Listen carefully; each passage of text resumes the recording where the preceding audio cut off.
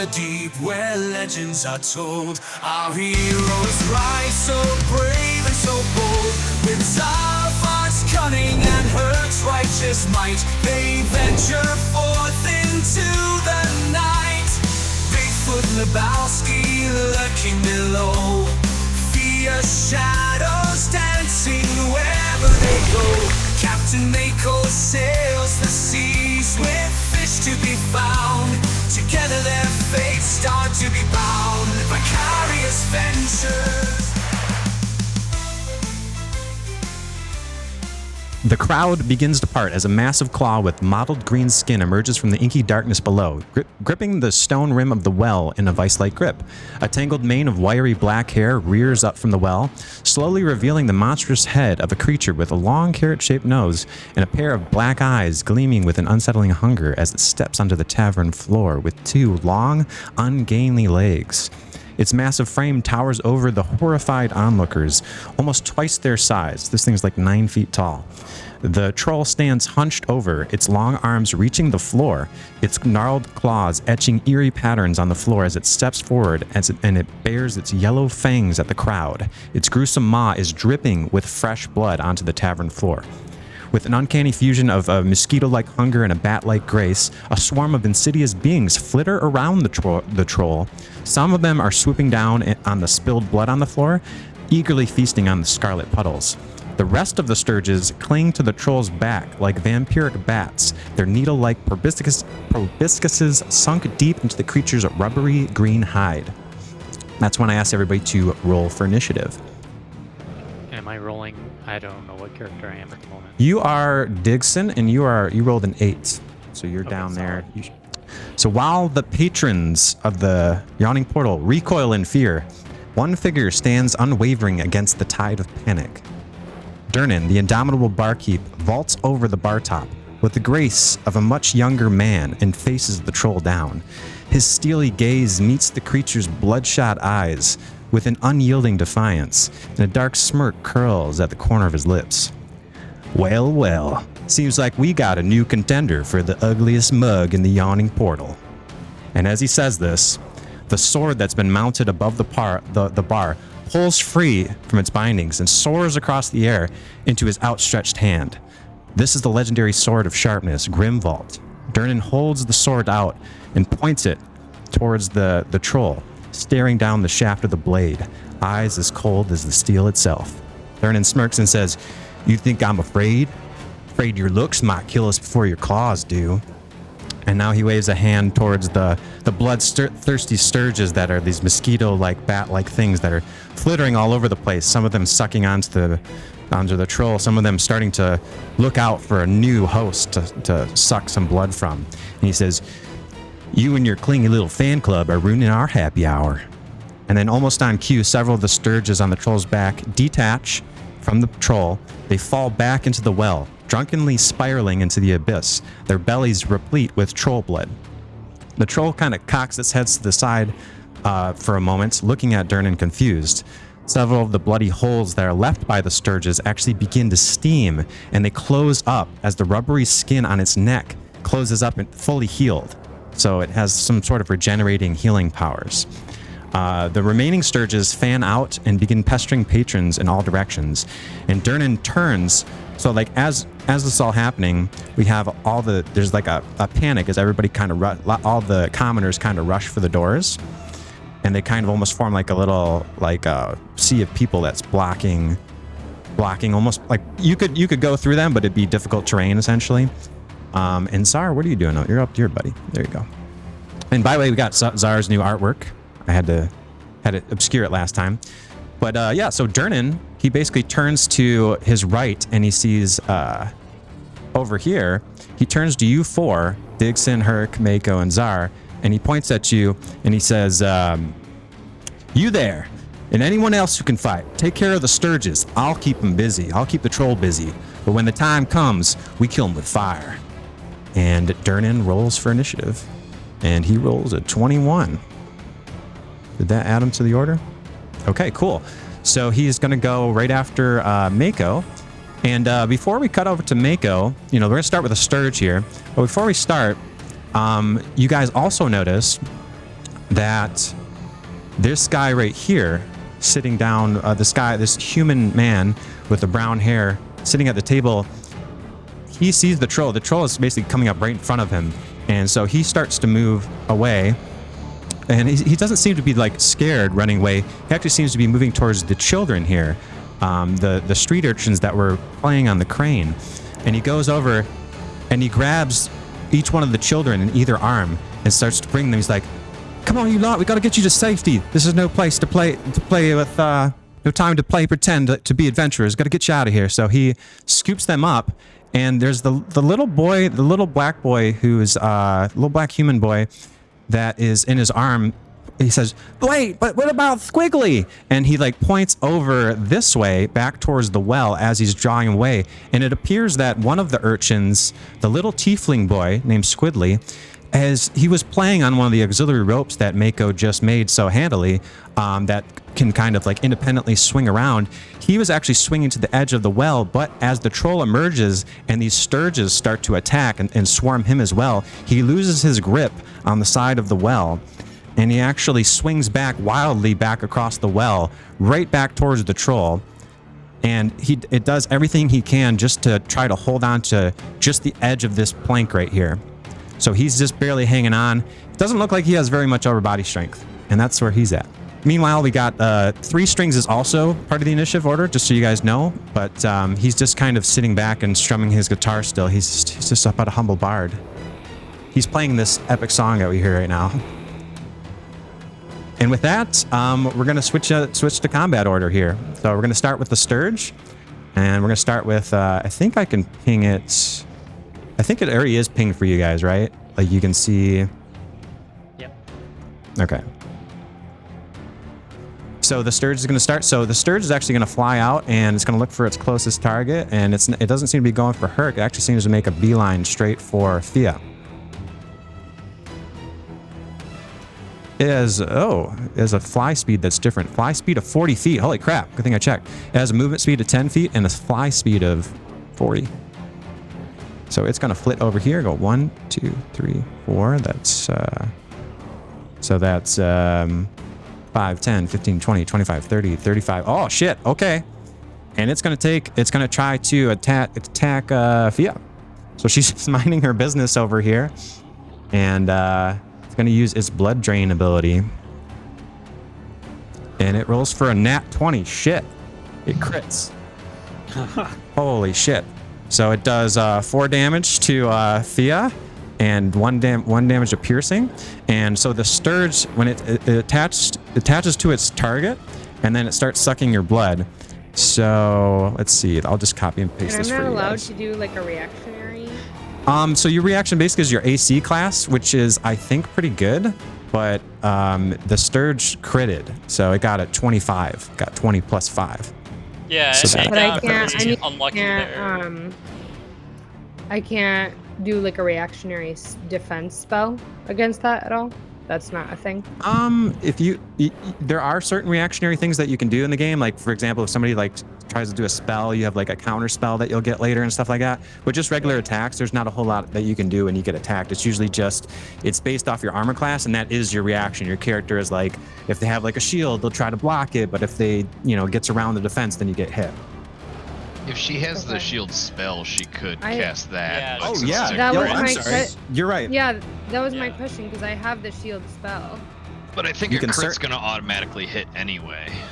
Yeah, unfortunately, you guys are both right. Oh, my bad. Yeah, normally what you do is like after you've already been hit, you cast shield as reaction. It's almost like depends on how the DM wants to run it, but it's like just think of like something that normally would hit. It's not like we're rewinding time, but like it's basically when you are sure it's going to hit you, and it is for sure going to hit you. As a reaction, you can say nope, it's actually not, and like you raise your AC by like I think it's 5. Yeah, it's plus 5. But unfortunately, when something crits you, you don't get to use that as a reaction, so it's just unfortunate. Okay. Gotcha. But that was a great question. I'm glad you guys brought that up because I wasn't even thinking of shield. I mean, she could still do it as a reaction, but I think it would still lose. Be negated, so you'd waste the spell slot. I was gonna say it's not worth it if it's. Yeah, I mean, even then, even if it didn't, like, so it was a 25, and even if you add a plus 5, I don't think you had enough to beat it. But All right. So now the Sturge can no longer attack because it's actually latched onto you. So it actually latched onto your one of your shoulders there, and it starts just sucking on blood. And at the start of each one of the Sturge's turns, you're going to lose 1d4 plus 3 hit points due to blood loss.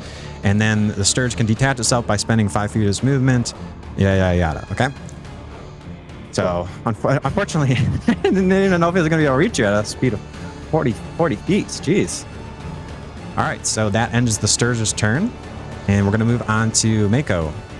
So Mako, you see all this unfolding in front of you. You see the children that you just gave them a new play toy now helplessly dangling behind the troll. What do you do? Do you want to look around and see what's going on and judge your surroundings, or what does Mako do in this situation? You're sitting at the bar with Czar and Hurk and Tentacle of the Deep.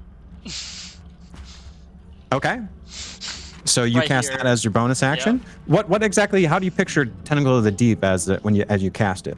What does it look like? Mako's And all that? panicked as fuck, and he's like, "Oh my gosh, ocean, help me!" And the tentacle then starts to appear, sensing the danger over by the well, as it starts to mystically start to manifest inside of the well over it, like there's something there next to the troll. So you could say it almost looks like a spectral tentacle. Yeah. Interesting. And I rolled a 24 for 1 cold damage. Where exactly would you like to place this? Right here. Right next to the troll. Right here? Yep, and I'm gonna be hitting this thing right here. Swipe. One of these Sturges? Yeah. Okay. Yeah, you attack this one right here. So let me go back. Did you already do your roll? Yeah, it already rolled the 1 cold damage. 24 for 1 hit. Okay, so And it is minus 10 bloodied. movement as well. Okay. So it only has 2 HP, but looks like it's still living. They're a little squishy. That's your bonus action. Yep, and I'm going to use my skill check to try to recall a sound, to see if I can try to recall if there's like a sound that these things are attracted to. Okay. Give me a nature check. I'm gonna use my inspiration die to try that again. Okay. 18. Okay. What exactly were you trying to roll for again? But kind of like sound attracts these Sturges, essentially. Oh, what sound would attract them? Yeah. What kind of sounds do they like, essentially, or like feel aggravated by? They like the sound of almost like a rat scratching across the floor, little tiny things that they can prey on. So like the sound of a rat scratching, that kind of scratching sound would really probably give them almost ASMR-like sensation. Make them all tingly. I'm gonna try to do it. I'm gonna cast Minor Illusion on top of my tentacle to try to make it sound like there's a rat nearby scurrying around to see if they can, to try to focus their attention on the tentacle, essentially see if they feel baited into maybe even attack it if they're interested, or just check it out. Okay, so would I do DC save on all these guys then? Is it only one target? I'm just creating a sound that attracts them. Right. It's more, they would all probably have to do a saving throw to Yeah, that's investigate. what I'm thinking. Okay, I will do that if it's relevant, like if they when it's their turn and stuff like that. But just give me a reminder on what's the save again? It's an intelligence save. Okay. All right, I'll do that if the time comes. But probably will. Okay, Is there anything then else you'd like to do with your Yep. movement? I'm gonna use my Okay. movement to hide behind Hurk like a little pussy. Sweet, like a little Hurk, cat. please help Nice. me. I'm scared. Okay, so is there anything else you'd like to do with your turn, Mako, besides cower? Do you want to talk to your patron? So you're frightened right now, huh? You just you cast the tentacle to try to help out with the kiddos, and then you bailed out. Yeah, I'm basically like, I helped out doing that. I'm hiding behind Hurk a little bit, hoping that like gives the kid some time, to. You hear in your head, Mako, do not run away. The tentacle was a good idea, but we need to protect those children. Think of the children, Mako. And That's probably about all the time in those 6 seconds that you probably be able to converse. So, okay, so we're gonna move. Are you good if I move on? Yeah, I'm good. That's my turn. We're gonna head over to Durnan. So Durnan sees this troll step out. So actually, the troll is right here, just to clarify.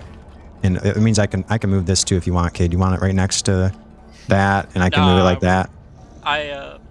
Yeah, that's fine if you move it like that. Okay, yeah, just keep it about where you side. I forgot to move the. By the way, can everybody see the barrel that's right above the troll, or not really? Yeah, I can see it. Mm-hmm. All right, I got to. Such a specific question. Well, before apparently nobody could see. I was describing the. I might have missed it. What is the wispy blue thing? That's my tentacle. That is tentacle of the deep. I'm sorry. So I'm sorry. So last time I was describing it that there was barrels that Hurk had to go over, and Hurk didn't mention anything. It was like that's like we were watching the replay. I was watching the replay, and I was like, huh. Like I think I saw this thing down here. There's like one of these that's under the troll right now, and I thought that's what you were talking about, like a stump or something.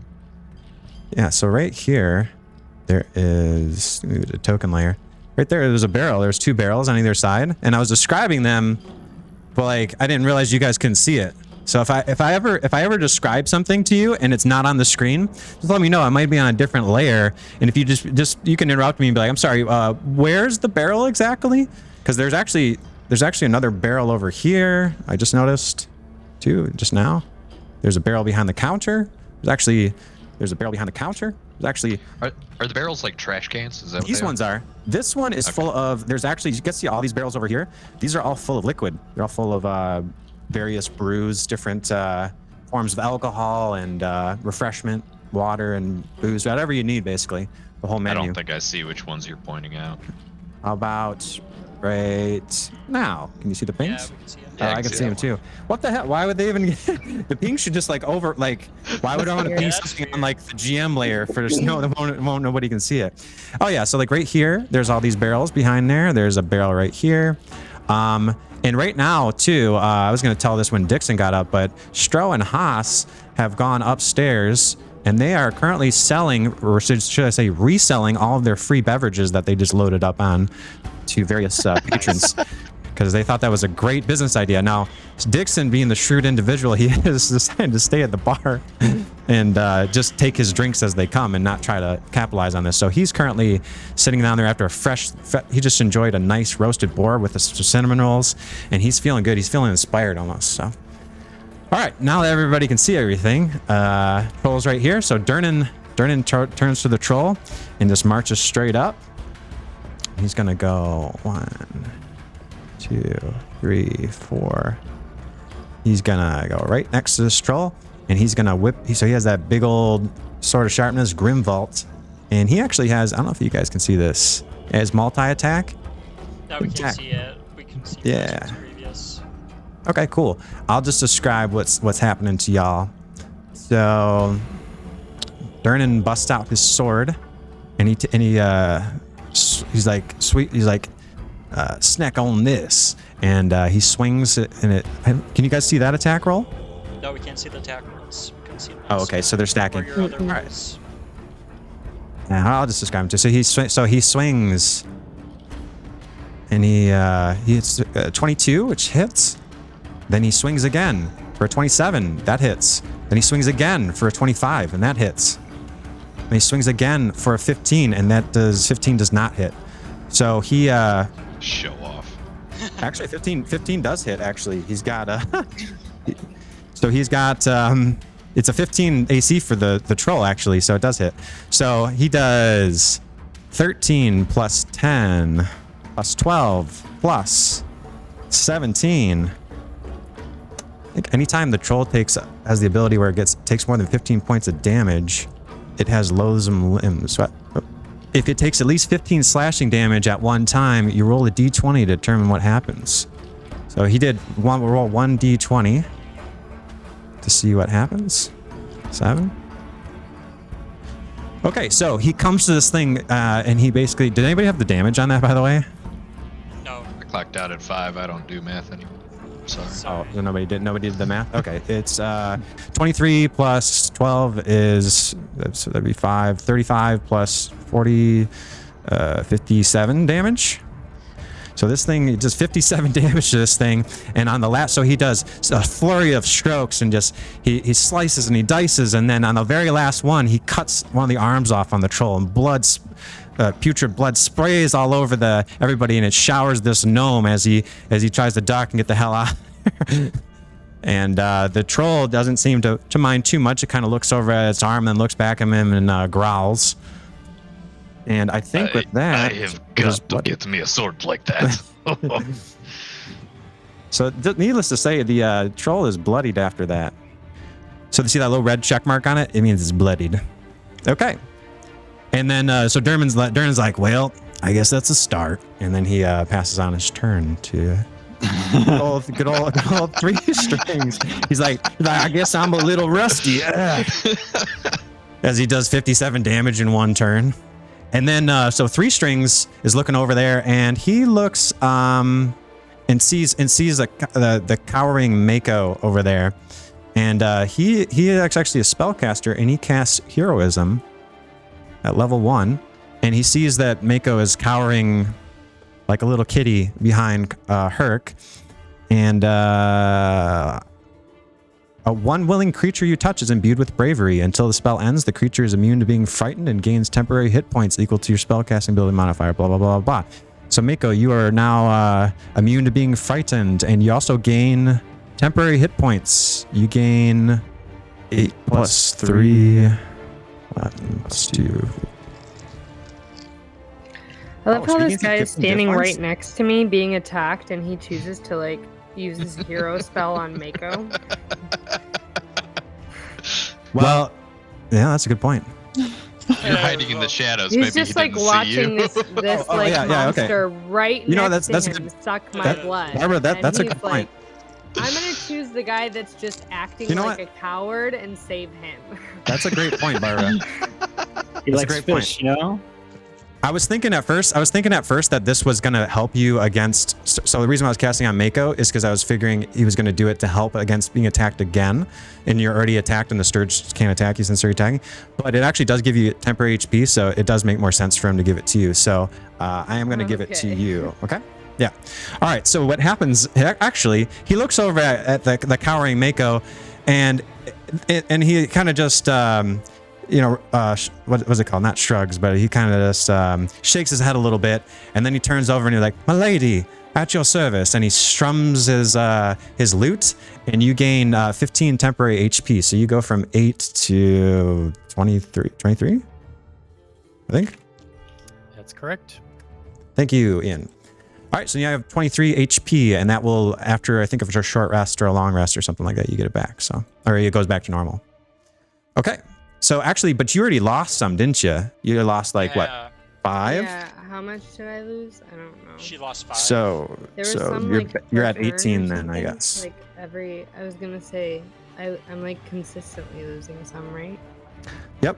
And you It guys was like that was a great point by Barbara. If I do something stupid as a DM that doesn't make sense, Sorry. it's just because I'm handling a I lot. was It's kind of not. like confused by that too, to be honest with I you. didn't but I didn't know want to if question that was, anything. like- Yeah. Well, in my head, I was like, he'll clearly cast it for Fia, and then without do clicking you on the think spell, I was like, heroism oh, it can only reach prevents that being far? frightened. I was like, oh, heroism only prevents being frightened. I didn't remember what the other ability was, so that's why I didn't cast it on Fia. But I did think about you first, and then I went to Mako, and now I realize after looking at the spell, it doesn't make any sense. So, all right, so he cast it on you, and suddenly you feel you're no longer scared. Was Fia scared about this thing sucking on her before, or? No, I'm not scared. Just like anxious to make it Okay. stop. So you feel this surge as the strum of the guitar hits you. You feel a surge come from within you, and you feel emboldened that even though this thing is on you, your focus is unbroken, and you feel like you can still you feel like you should join in on the battle here and really show them what you got. So you're not as all dissuaged from being attacked by this little insect. Right. All right, and with that, 3 strings ends his turn. And now we move on to Hurk. Hurk, what'd you like to do? What's Hurk's reaction first of all before you do anything? He's like currently drooling over Durnan's sword and his swordsmanship. He's just really impressed. Like, first of all, the second it flew off of the shelf, he's like, I got to get me one of those. That is Yeah, fucking right? cool. It is cool. And yeah, so he's slashing through it, kind of paying no mind to Mako. He's ready to jump into action, but then he saw this guy over here run off with the kids, and I'm doing like a little bit of like, are those kids getting kidnapped right now? What's going on? My like danger senses pinging off, like, what's going on here? And then I'm like, okay, he's helping. And then I notice the kid swinging on the rope, and I'm like, I should probably get that kid out of there. So I'm gonna make a beeline for him. Okay. Yeah, you don't need to do a check or anything too for that. Like you can clearly tell, but if you wanted to, you could check. But I know you're not. But if you wanted to, you could check to see like whether or not insight check on whether or not he's actually, But he's kind of like a fatherly thing. He's picking them up and getting them to safety and saying like, this is no time to play pretend at adventure. He's getting them to safety, and he's saying all that out loud. And you see that he's pointing to the kid who's like now hanging, and that kid's gonna be doing dice rolls to see if he falls off. So. Just FYI. All right, so Roll the dice, yeah, child. I'm gonna start by taking a dash, and I'm gonna do a nice little parkour Kong vault over the table here, and then I'm gonna sprint up to this thing. Okay, give me an acrobatics check. You bet, baby. You said use descriptive language. That's the first sin. I vault over this. It's like you're like I'm like Durnan. He vaulted over the bar like parkour. I'm gonna do a Kong vault too. Ooh. Wait, hold on. Okay. I have inspiration. Okay, all right. Yes. I'm gonna definitely cash that in because this is worth the coolness factor for Hell sure. yeah, dude. So you're gonna try to slide over this table? Or No! Okay, so what happened? you're like, I gotta look cool. So what you do is you kind of glance up, and you're like hoping that maybe like upstairs, maybe like Yagra might be watching or somebody like, because they could see everything up before. They're probably during the meeting right now. But you would imagine that she's peeking around the curtains. So you're like, but that also distracts you at the same time. So you kind of, as you're trying to do this cool maneuver, you're like, oh, I should check to see if she's watching. And as you do that, you just eat it. So you fall down. And you take 3 bludgeoning damage as you just kind of face plant, but you still keep rolling. You still keep rolling, and you do manage to make it right there. You kind of roll That's across. Enough to kill a man. You're close. So I'll move you right there if you. So you do make it there, but you just take some damage along the way. You kind of, not quite. Where's the kid? Yeah. I would say you fall just short, like right there. Because I'm going to treat that as like kind of like difficult terrain that you just ate it. You still managed to roll forward and kind of move forward. You're in range of a lot of stuff, but I think you're just outside the range of actually reaching the kid. Unless you do something crazy, I don't know. That was just your movement though, right? You haven't done your action? Right, well, my action was to dash, and then I'm going to use my bonus to attack this guy with Charger. Oh, okay. You're going to attack the Sturge? Yep. I'm going to slash that Sturge, and then I'm going to try and like reach out a hand to have the kids swing into it, hopefully. Oh, okay, good idea. Because he can react. All right, so Hurk's using his Charger ability, which I think lets you shove as a bonus action. They get moved like 10 feet or something. You can choose, I think, between the options. Yep, that's a 10 to hit the Sturge. That does not hit. It is a 14, but you do have double inspiration, just so you remember. Hurk's still, yeah, might as well cash that in before I forget about it.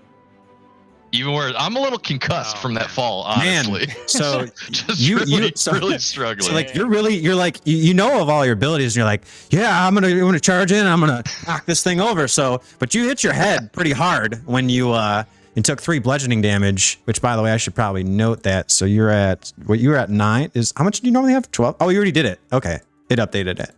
You did that, right? Mm-hmm. The 3. Okay, cool. So yeah, so you're like a little discombobulated, a little dazed, but you're still like, I gotta charge, and you go in, and this thing is flying, so you're like still kind of stumbling on the floor, like you're low, and it just kind of flits right over you, like it's a crafty little bastard. Is there anything else you'd like to do with your turn there, Hurk? That's it. Just gonna reach out my arm and be like, grab on. Just embarrassingly, yeah, sure. like trying to save face from this embarrassment that I just did. Yep. Give me a persuasion check for your cinematic skill check, because like you can always do with your cinematic skill checks, if it's a movement thing plus something else, you can always do it. So like acrobatics is always going to be like a movement thing, or like a sleight of hand is going to be like related to that. Oh. No way! Another So you, my friend, yell to this kid, but he just saw you eat it, and he's not sure he wants to reach out his arm for you. He doesn't know if you can pull him up. That's fair. so funny, bro. I'll take the abyss. The kid is honestly considering that, like, he's like, well, if I fall, it's okay. I can probably take a hit. I'm pretty sturdy. I'm a little tiefling. I can handle it. Okay, cool. Well, that's I think that's it, right, Hurk?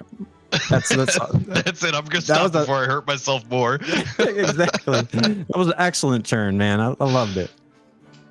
On to Miss Fia. So Fia, you are currently have this scourge on you. You can try to attack the scourge itself, or you can ignore it and just eat the damage or whatever you want. But how is Fia reacting, and how does she react to the situation? How big are these things? Is it They're like something that I could like shake off, or is it like really like attached? No, it's to me? so it's like a little bulb that's attached to you. It's like a little furry bulb that's like it's like a cross between a bat and a mosquito. So it's like halfway in between the size of that. There's little guys about the size of a fist, and its proboscis is buried in underneath your skin right now, and it's ready to suck away. On its turn, its next turn, it will suck for some damage, but you know, it's not going to do anything until it comes back around the horn. But if you want the thing off of you, you can certainly attack it. Where is it buried? Into your left shoulder. Into my left shoulder. Yeah, kind of like in the trapezius, upper trapezius, left side, more medial than lateral. Okay, so assessing how deep it is. Do you want to do a medicine check to see whether or not you're concerned about this thing? Like whether she would know whether or not it's going to hurt? My initial reaction is to take my dagger and try and cut it out of me. But like, I don't want to like do that if it's like too deep in my skin. You know what I'm saying? Like if it's too deep where I would do more damage to myself, then good. You know? You would have enough skill to do it without hurting yourself. Okay. I mean, then I want to try do that. I want to try and like cut it out of me and get it out. Okay, give me an attack roll with your dagger. Okay. Oh, there we go. Should be the third one from the left. Oh, there it is. Okay. It's the second one there. Oh my god. You guys, what's with these dice tonight? What the fuck? So you tried to dig this thing in, and unfortunately, even though I said you probably weren't going to hurt yourself, that was just probably. So you try to dig into this thing. You also, so as you dig the dagger in, you kind of hurt yourself a little bit as you go, and this thing is soaring. It's flapping in your face. Its wings are hitting you. Oh, unless you want to use inspiration. Yeah, use inspiration. You got this. I have one, right? You do have 1 point of inspiration from asking for the goddess of Seluna to help you out. That's true. Yeah, I guess I'll use that. Who's the guardian of the moon? Okay, go ahead and re-roll your attack roll. Do the same thing again. All right, let's go. There we go. That's what I'm talking about. So yeah. That's much better. yeah. So you go to dig this thing, and at first it flaps that hits you in the face, but you're like, it angers you slightly, but you're like, yeah, get the hell out. So with vigor, you flick that thing off, and it goes flying off of you. And as you do that, not only do you get it off of you, but you skewer it right into the daggers, and you just kind of look at it, and it's still flapping its wings, but it's slowly bleeding out. And as it does that, it dies. Awesome. Poor thing. So you did 4 piercing on it, so we're gonna put it on 0. Yippee-ki-yay, motherfucker. Hell yeah! Look at you. It's calling you Johnny. Okay. And so that's your attack roll. You still have movement options. You still have, like, if you want to do a cinematic skill check, you have your bonus action. I'm going to move as far as I can towards Durnan. As far as you can towards Durnan. Okay, sure. Yeah, he's the one that's, like, bleeding out by the troll, right? Yeah, I think you got 30 feet of movement, right? So you could probably get anywhere in this range here. Okay, yeah. So I'll just get by like the beginning of the platform there. Mm-hmm. I don't think if you have any spells that are bonus actions. Let's see real quick. I guess I don't know. Wait. You're good. You got time. I'm looking some stuff up. So.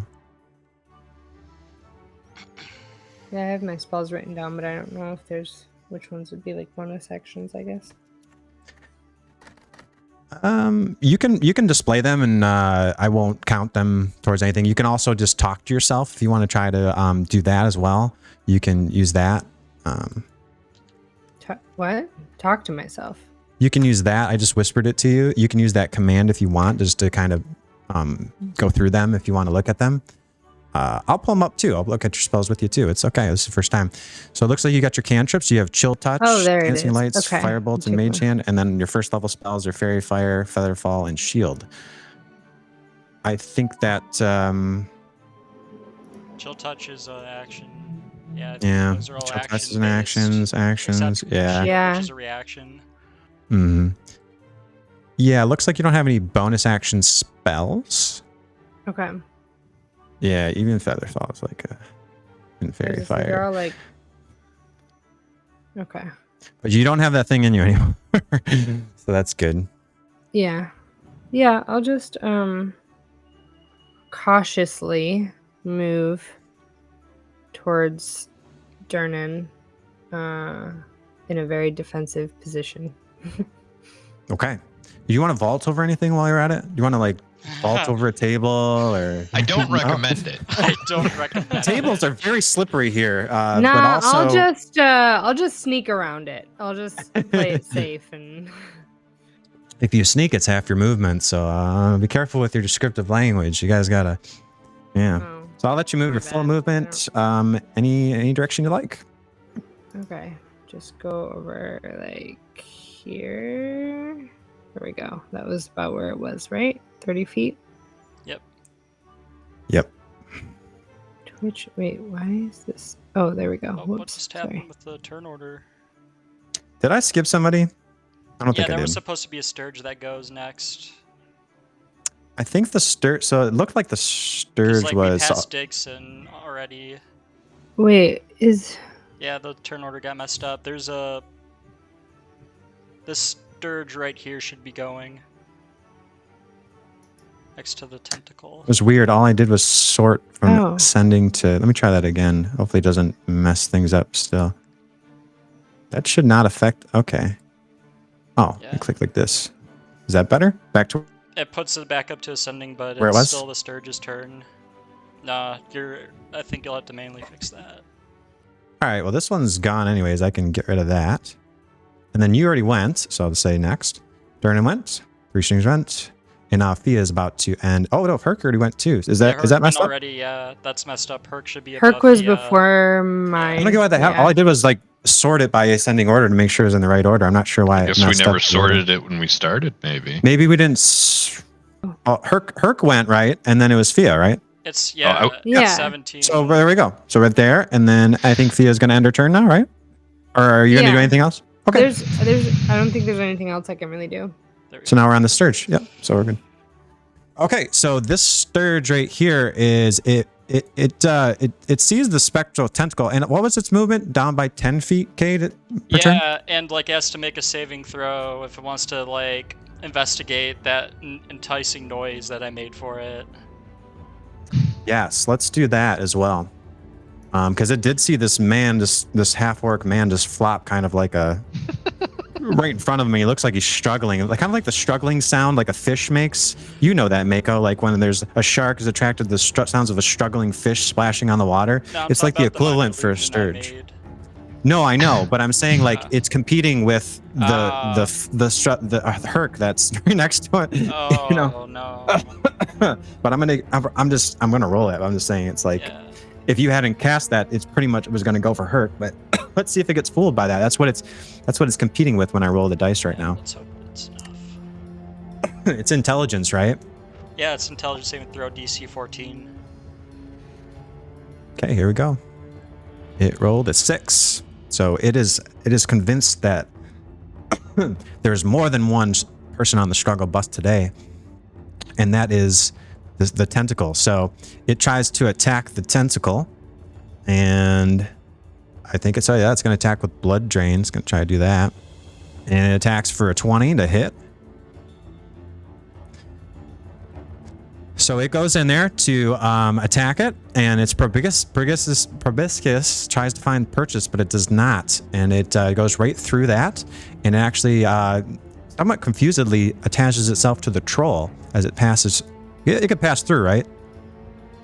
It passes right through it as it goes to stab, and it stabs instead the troll, and since it was a 20, that does beat the AC of the troll, and the troll takes 7 piercing damage. Let's go.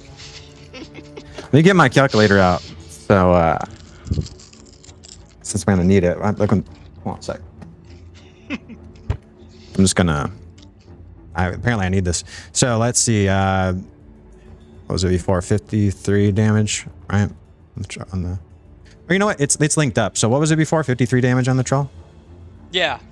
It is. Should be doing the math. Okay, good.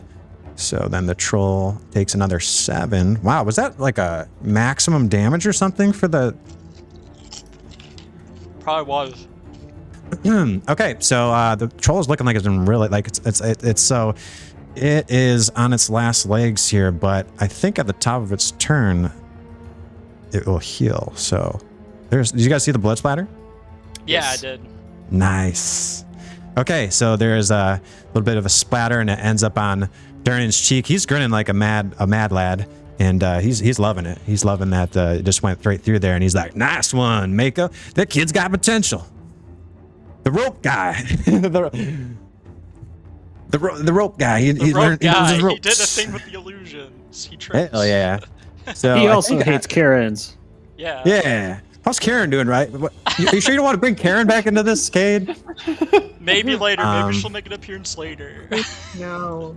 I think it's at the start of its turn. Okay, so it's the start of the troll's turn. So, what's that, Fia? I said I don't want anyone to think I'm the. Yeah, right. Yeah, exactly. I don't want it. Good. So at the start of the troll's turn, it gains 10 hit points. So actually, back up to this now. So as it starts its turn, so as the thing bites into it and its back goes and lets out a roar of pain because it's actually starting to feel it now. It's starting to feel the damage after, and it's only got one arm left, and it's its only other arm, or no, it's got 4 arms, right? Yeah. So it's like it bites into one of its arms and it roars out, but as it does that, you notice that like it's starting to heal up a little bit around the wound as it steams and heals itself a little bit. All right, so the troll is not happy. It turns around behind it, and it knows that something just bit into it. And it's well, I guess so far it's been ignoring the surges. Yeah. So I guess it's not going to really turn around. It's kind of been ignoring it to this point. Durnan's right in front of it, just cut one of its arms off. So it's going to go in and attack Durnan. And it does, let's see, it has multi-attack. It gets to attack once with a bite and 2 with its claws. So it's going to use a bite for 16, which is just enough to hit Durnan. Exactly. And for 7 piercing. And then it does 2 claw attacks for 11 and crits. So Durnan takes 7 plus 8 plus 7 damage. So that's 15 plus, that's 23 22. damage, right? 22?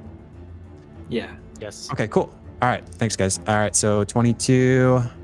Okay, cool. So it does all those, so it chomps on Durnan, and it kind of like bites down, and like it's on his sword. He kind of stops it with the sword, but like it goes down, it slides down the sword, and like as it's like doesn't even mind that it's cutting itself, and it still drags down the sword and like goes into his hand. He goes and he takes a hit there, and then its claws kind of like do a 1-2 combo. Like it's got 3 limbs left, and it goes 1-2, and it hits him again in the stomach. He takes 2 shots to the ribs, but he seems, other than that, he kind of takes the blows pretty good. Like he's right in the 6-pack.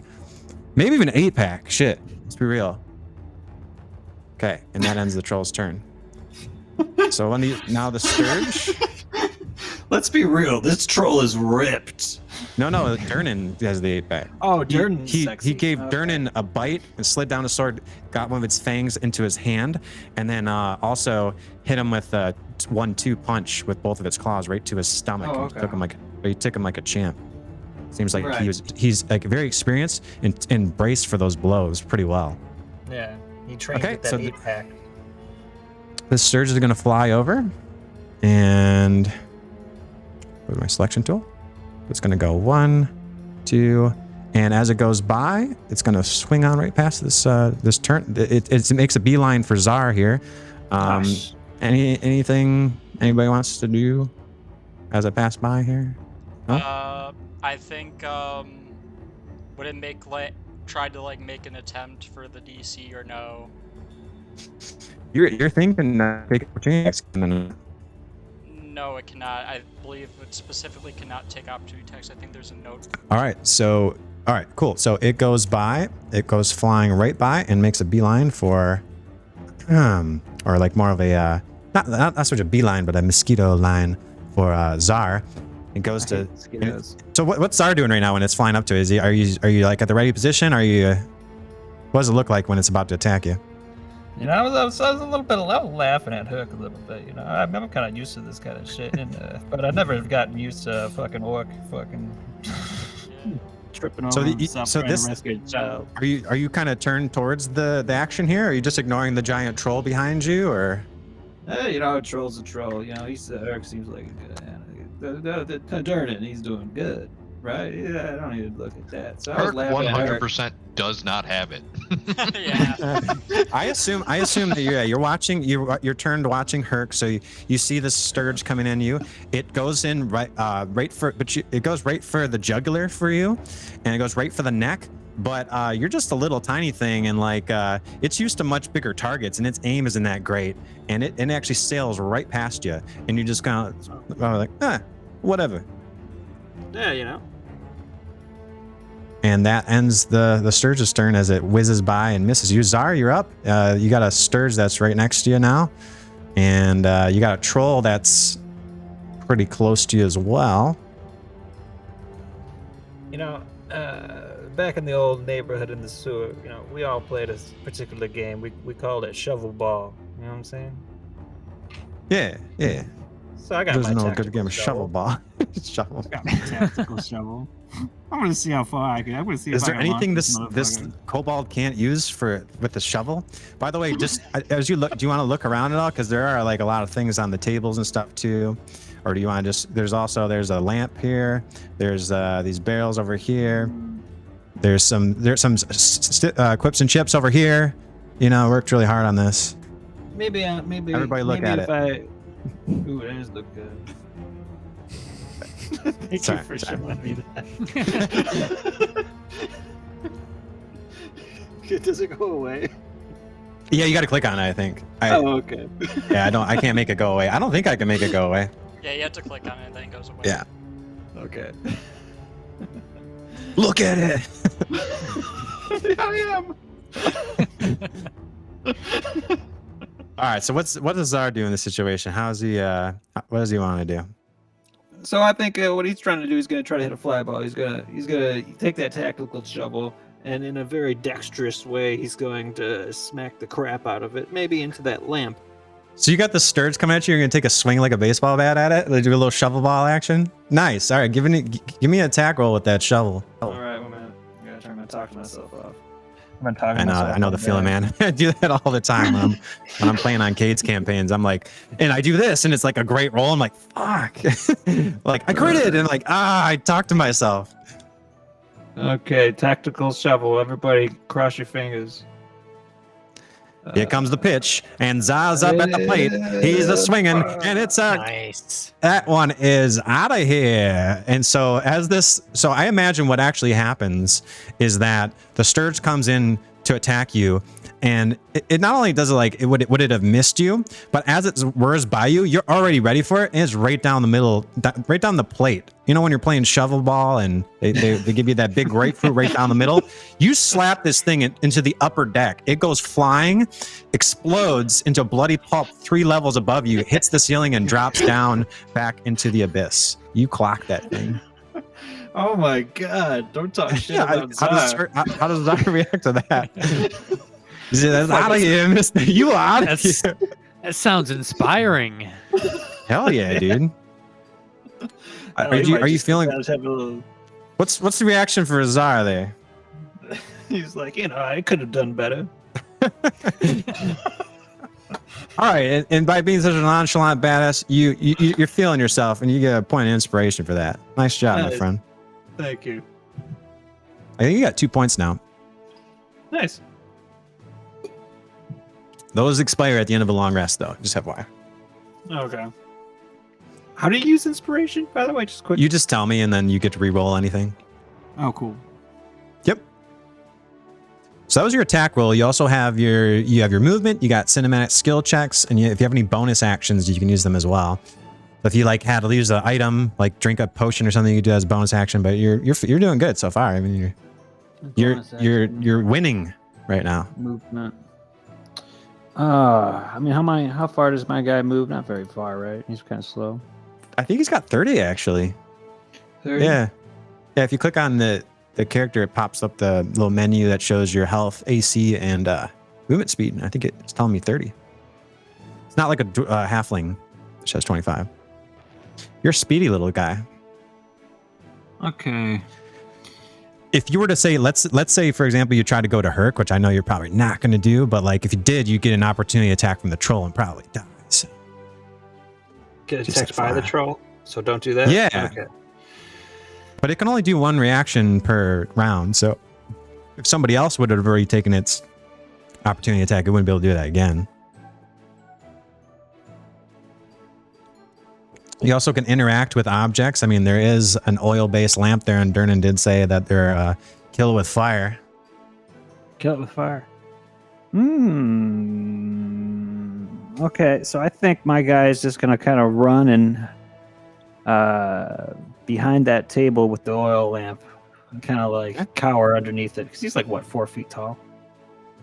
He's 2.5 feet tall. He can cower. Okay. He doesn't even have to cower. To the party. Let's go. I could just Honestly- stand behind them. Honestly, you could go behind Mako and be unobscured. I mean, at this point, it's like, you're 2.5 feet tall. If you crouch, Yeah. that is an option for you guys to drop prone also. Like, say someone was attacking you with arrows and you want to say, I drop prone. You can do that, but just be aware it takes half of your movement speed to stand back up again.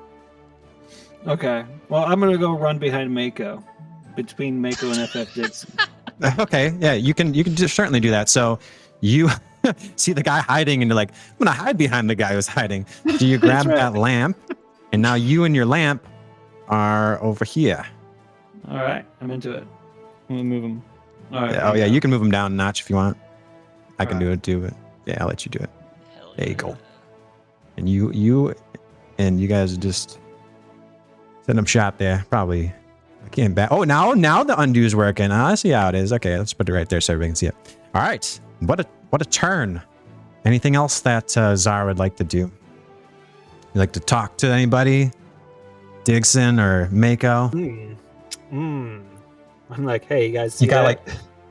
Yeah, there you go. You got about 2 or 3 seconds worth of audio left. So Yeah, you guys see that shit? What's up? you guys can also react to, as long as you don't use more than 6 seconds of your stuff. As long as it's like pretty close in the order, you guys can always do little quips back and stuff too. Because this is all really happening simultaneously, sort of. Yeah. So does Dixon react to that at all? When he says, what did you say to him? You guys see that? You guys see that? Does Dixon have a reaction to that? Nice. Okay. Do you have anything in your hand? Are you like wiping your hands off? Are you done eating now? Or are you still like, I mean, you ate a lot of that boar and cinnamon rolls. Are you feeling a sugar high or? I'm feeling fantastic, man. I'm ready to fucking fuck with this Sweet. troll up.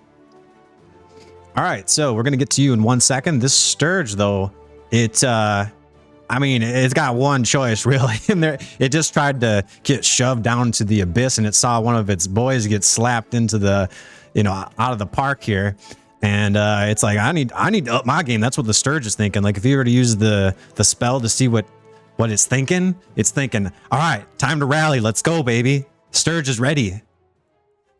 and it's going to try to do blood drain against Hurk, and it crit fails. So it rolls a 1. Finally, you guys are getting some breaks here. So I'm not the only one. So it's a little flustered by its comrade just getting smacked the bejesus out of it, and it goes to attack Hurk, and it goes smack right into the center of his breastplate and just bounces off, and it damages it itself for 1 point of bludgeoning as it hurts itself. So it's bloody now. And with that, we're going to move on to our next person, which is FF Dixon. Nobody knows what it stands for, but what's that? Before we get that started, like, does anybody else hear David Double? Nope. Okay, I'm gonna refresh my shit. Yeah, okay. Good. Thanks for asking, Scott. Thank you. I'm gonna make this guy bloodied. The Sturge whispers in your ear. Hurk is like, nobody makes me bleed my own blood. Nobody. I think you hit your head pretty hard. I mean, technically, he made himself bleed his own blood. I had nothing to do with it. But he made himself bleed his own blood. Perfect. Okay, so we're up to Dixon. Dixon, what's your lay of the land here? Give us the reaction of what's happened. So, like, your reaction to what's been happening, and then what you want to do. I feel like our crew's kind of handling the job pretty well here. Yep. Been fucking this troll up. We've been fucking up these whatever the fuck they're called. Mosquito things. Sturges. Those things. So I'm like, I just want to kind of join the charge. Mm-hmm. I see that I've got a longbow attack. Kind of. Oh yeah. What I'm thinking is I want to do like a longbow to that troll's face, and then like. Oh, nice. My halfling nimbleness, does that count as an action, or is that like part of my movement? No, the nimbleness just means that you can pass through bigger. So like if you had to go through the troll, you could, like, say if it was attacking you guys, you could easily pass through it without it being difficult terrain. So if I wanted to shoot the troll in the face and then jump behind the bar and suck on one of those barrels, doing what with the barrel? just take a little swig of it. So sucking on it, yeah, like Yeah. like you're like, man, I'm feeling inspired by all these sturges sucking on there, suck down this. Yeah, go ahead and make an attack roll with your longbow on the face of the troll. Am I in range of that? Do I have to like It does have like a range on there. I think it's got 2 ranges for the longbow. Yeah, does it mention? Here, I'm gonna just ignore this. I'm gonna click on it. And I critted. That would have been great. Okay. Yeah, too bad I wasted your crit. It doesn't work that way, but I don't know. It doesn't give me the information on there. I'd have to go on your character sheet. I usually do list out for the longbows and stuff, like the range on them. right?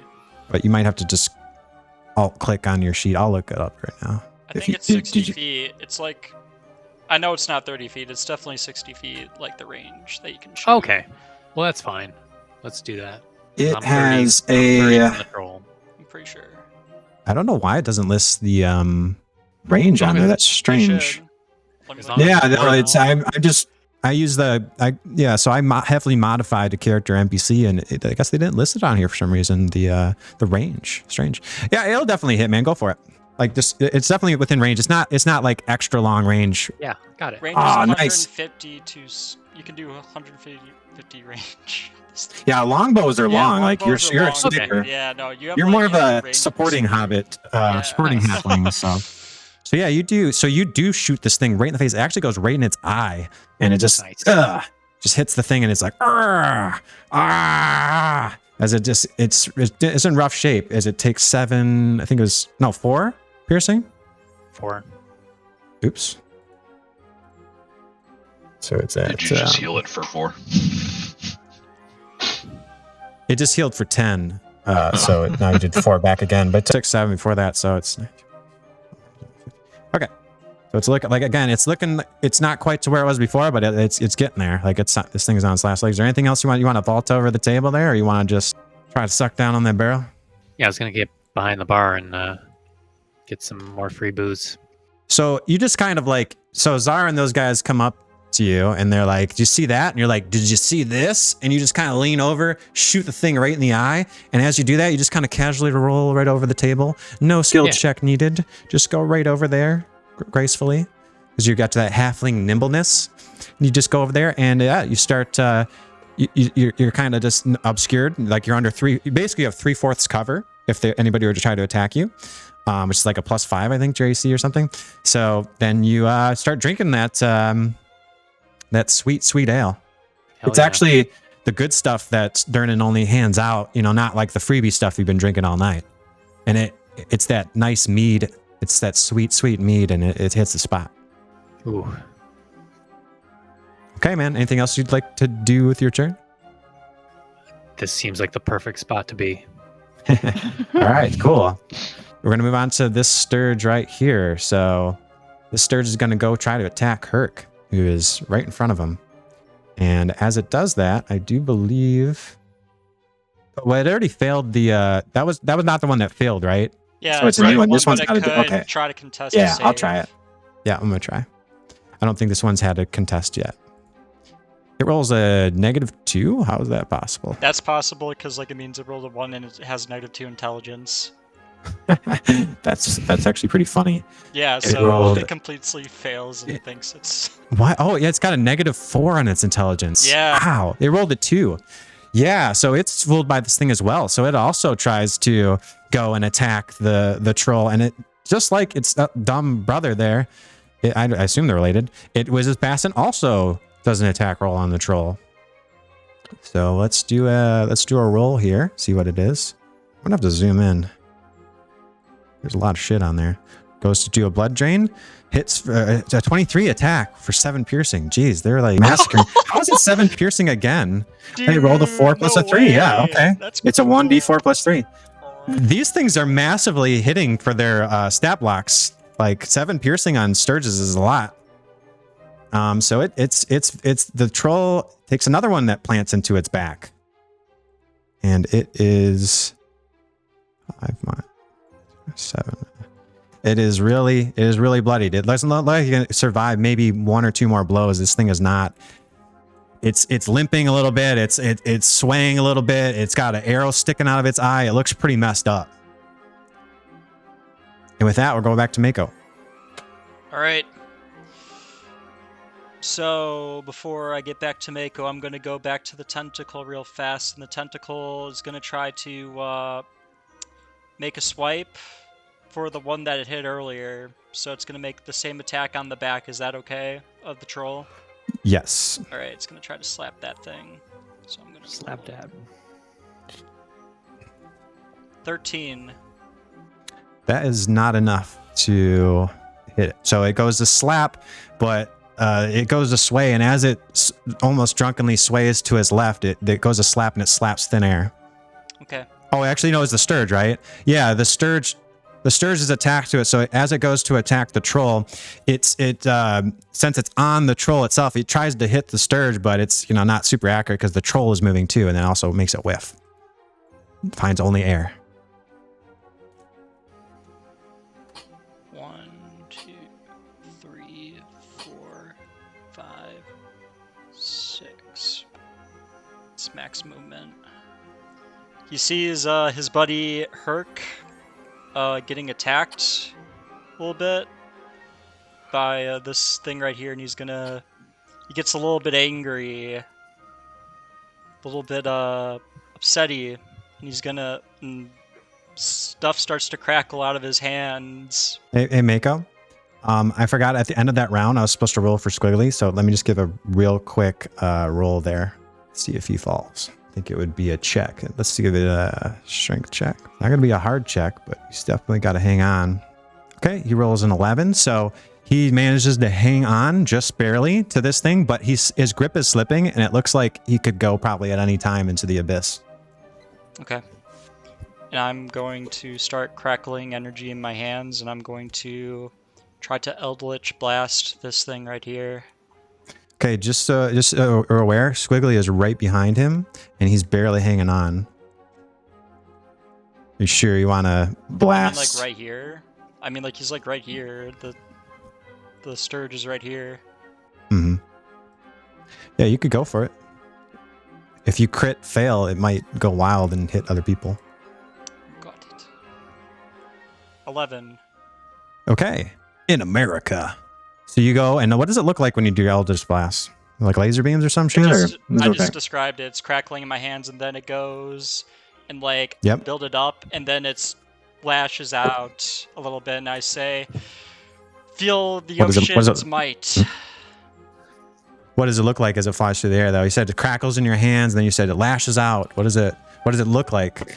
Like a blue beam of lightning. Okay, cool. Kind of like a witch bolt? Almost.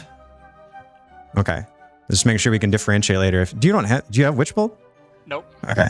All right. What was the roll for that? 11? Yeah. So you go crackling blue beam. So it sparkles in your, not sparkles, it crackles in your hands, and then you go unleash this thing on it at the Sturge, and it goes ripping through the air, and the air, it all smells like ozone in there as this thing is just, bam, this laser-like electricity shoots out and goes right towards the Sturge there, but it manages to just, it hits, it sort of like goes a little bit to the left as the Sturge is moving this way, sort of like that, and it hits this trash barrel, and trash goes spewing everywhere. And what trash barrel? Right here.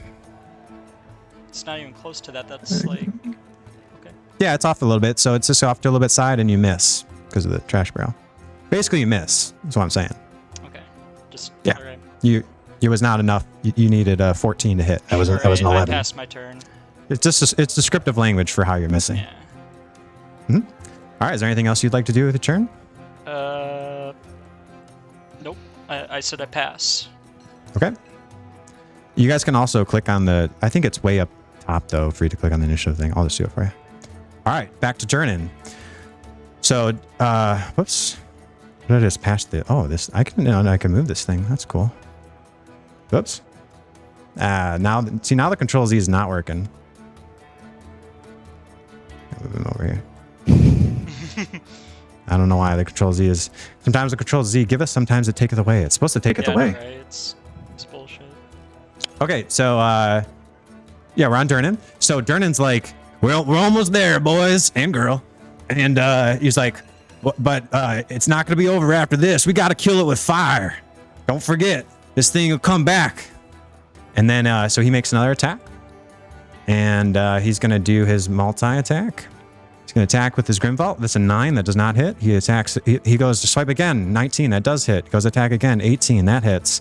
And 25, and that hits. So he basically goes to this thing and he cuts off every single limb. He cuts off all 4 limbs now. And this thing is just a bloody stump that's sitting on the floor as its HP drops to 0. And one of its eyes that's still remaining rolls back into its head. And it is technically at 0 HP. And I would go back to 3 strings. So is anybody hurt right now? Nobody's hurt? Hurk's hurt a little bit. So 3 strings sees that you're not doing so hot. And he sees that you're struggling a little bit there. So he looks at you and he casts Healing Word on you. I think it's at range, right? Yeah, 60 feet is the range. Should. I'm trying to trigger it, but it's not.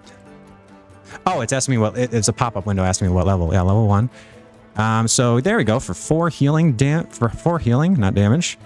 And a creature of your choice that you can see within range gains. So you gain 4 HP there. Hurk, go ahead and add it back on. I think you're back to full health now. Yeah. Okay, and with that, we're gonna go back to Hurk. So Hurk, how do you want to judge the situation? There's a small child that looks like he's about to die in front of you. There's also a troll that looks like it looks like the troll is pretty dead. But you know, troll, you actually fought a troll back in the Gladiator, your very first match actually, that when you do the aggro, you know that trolls don't always stay down when you kill them. Yeah, first thing I'm gonna do is give a thumbs up to 3 strings. Say, thanks, man.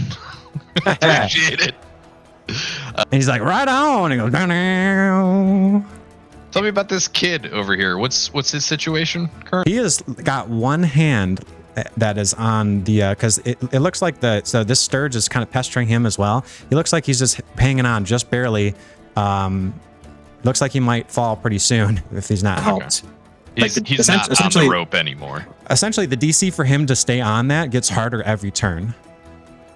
Gotcha. Can I disengage and help him up in the same turn? How would you help him specifically? You would just try to pull him up. Reach down, grab his arm, use and the pull him help. up. Yeah. Trying to think if that would be a full action. You can't disengage it as a bonus action, right? That could be a skill check. You could just try to. You could not disengage. Yeah, it would be a skill check, but I think in this case, he's trying to help the kid up. That'd be like probably have to be an action. No. All right. Here's what's gonna happen. So what you're trying to do is you're trying to just go past the Sturge without. Oh, you're worrying about the opportunity to attack versus this Sturge right here. Let me switch right there. Well, both of them actually. Well, you wouldn't be leaving the attack range of this Sturge, but you'd be leaving the attack range of this Sturge. Well, I'm planning to Or reach maybe it's out, not, actually. grab this kid, and then drag him back many- this way. I can't quite see because there's so much shit out here. Let me just move you out quick. Is there a space in between you guys? Which one are you on? You're right here. And this one's a space. It's so small. Okay, it's right beneath you. Yeah, you wouldn't be leaving its attack range, so I don't think you get opportunity attacked. It's too busy probably on the troll as well, right? Like right Well, here, my you're plan still. is to move here, grab the kid, and drag him to safety. So I would be taking opportunity. You could try to throw the kid. I'm not gonna throw the kid. Throw the kid. No, the kid. Sorry. Well, you hear a voice from the universe telling you to throw the kid. I'm gonna save my people throwing for when the kobold's nearby. Yeah, if you actually like help the kid up, I would say that's like an action. You know, Okay. to pick him up. Yeah. In that case, I will do that, and I'll tank the hits. So I'm gonna move up. Okay. I'm gonna grab him. I'm gonna pull him up, and then we're What a gonna guy. go back to Okay, here. give me a skill check. It's gonna be an easy one, but give me a strength check. It's just a little small child. 5 or higher will do it. Anything will do it. Please. Please. Kid dies. Oh boy, you'd love to see it. You haven't had the best rolls here, my guy. Do you still have inspiration though? There we Yes! go. Oh my god. You easily pluck the child up with one hand and he's oh, thank you so much. Yeah, I'm gonna pick him up, like drag his arm up, and I'm gonna put him in a big bear hug, and then I'm gonna turn my back to these Sturges and just start charging down the plank. So you hear from the upper deck as the little kids are like cheering on. They're like, yeah, woo, green guy. And so you pull him back. You can go ahead and move if you want. I can't seem to move my character. Oh, you're The stuck left- in the well. it's stuck in Yeah. the well area, Yeah, there's a little barrier to prevent you guys from falling in. Because I'm a nice Gotcha. guy. So as you do that, yeah, you do get an opportunity attack from I think both of them. So see if they suck onto you. There's the one. Wow, what these things are rolling so good. It rolled an 18. 18 plus 5. Yeah, 18 plus 5. Yeah, so it's 23. So that one you take 7. How is it like every single time it's doing it seems like it's always doing 7 piercing. I think you're It's just cheating. unlucky. I think Dice no, rolls let me try rolling again. tonight. There might be something wrong with it. No, that's on 21 for 4 piercing. Oh, okay. Yeah, No, it's wow, so that was just wrong. weird. It seems like it's done just 7 rolling piercing high, a dude. lot. Yeah. it's just Okay. unusual. So that one it did so it attacks you for 7 piercing, that hits. The other one is a 21 and it is nat 1 for 4 piercing. So you take 11 points of damage and you have 2 of these Sturges, each one on your back, sucking on you as you take both of you're just tanking all this damage. Man, Hurk's HP is fluctuating a lot. Just for sake of continuity, can I switch places with this kid so he's on the left?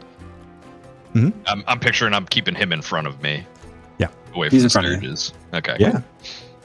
He's just a little guy. There we go. Oh boy, and both of them are stuck in my back.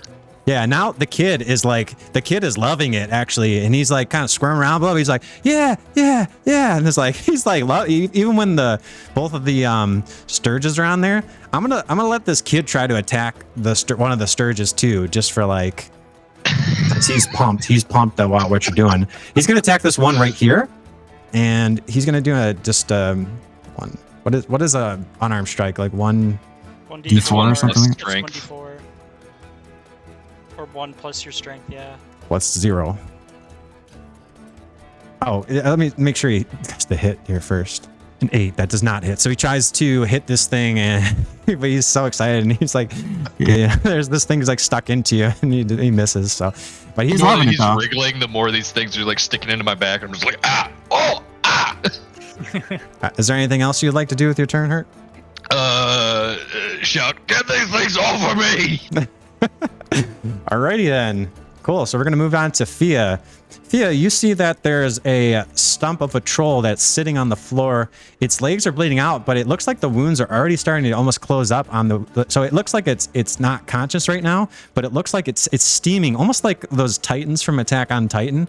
It looks like it's steaming, and it seems to be healing itself rapidly as it regenerates, and it's about to have its turn up where it's going to get some more HP. And in front of you, you have a guy that's got 2 sturges on his back and a small child, and he's yelling, "Help me!" So, what would Thea do in this situation? I'm debating whether or not I can use my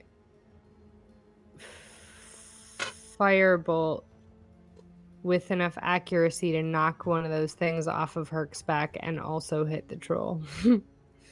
Or if I should just move towards the troll and try and get that. So you wouldn't be able to unless maybe somehow you critted and you know, I have the crit cards and there's special something happen. Other than a crit, I don't see how you would do like a double attack. But yeah, I mean, you get the 1 attack target and well, yeah. I'm gonna. Sorry, Hurk. I'm gonna try and take the Hurk just troll can't out catch a break. first. I mean, honestly, that might not be a bad idea since this thing is a tank. So, can I move on the other side of Hurk closer to the troll and then use my firebolt?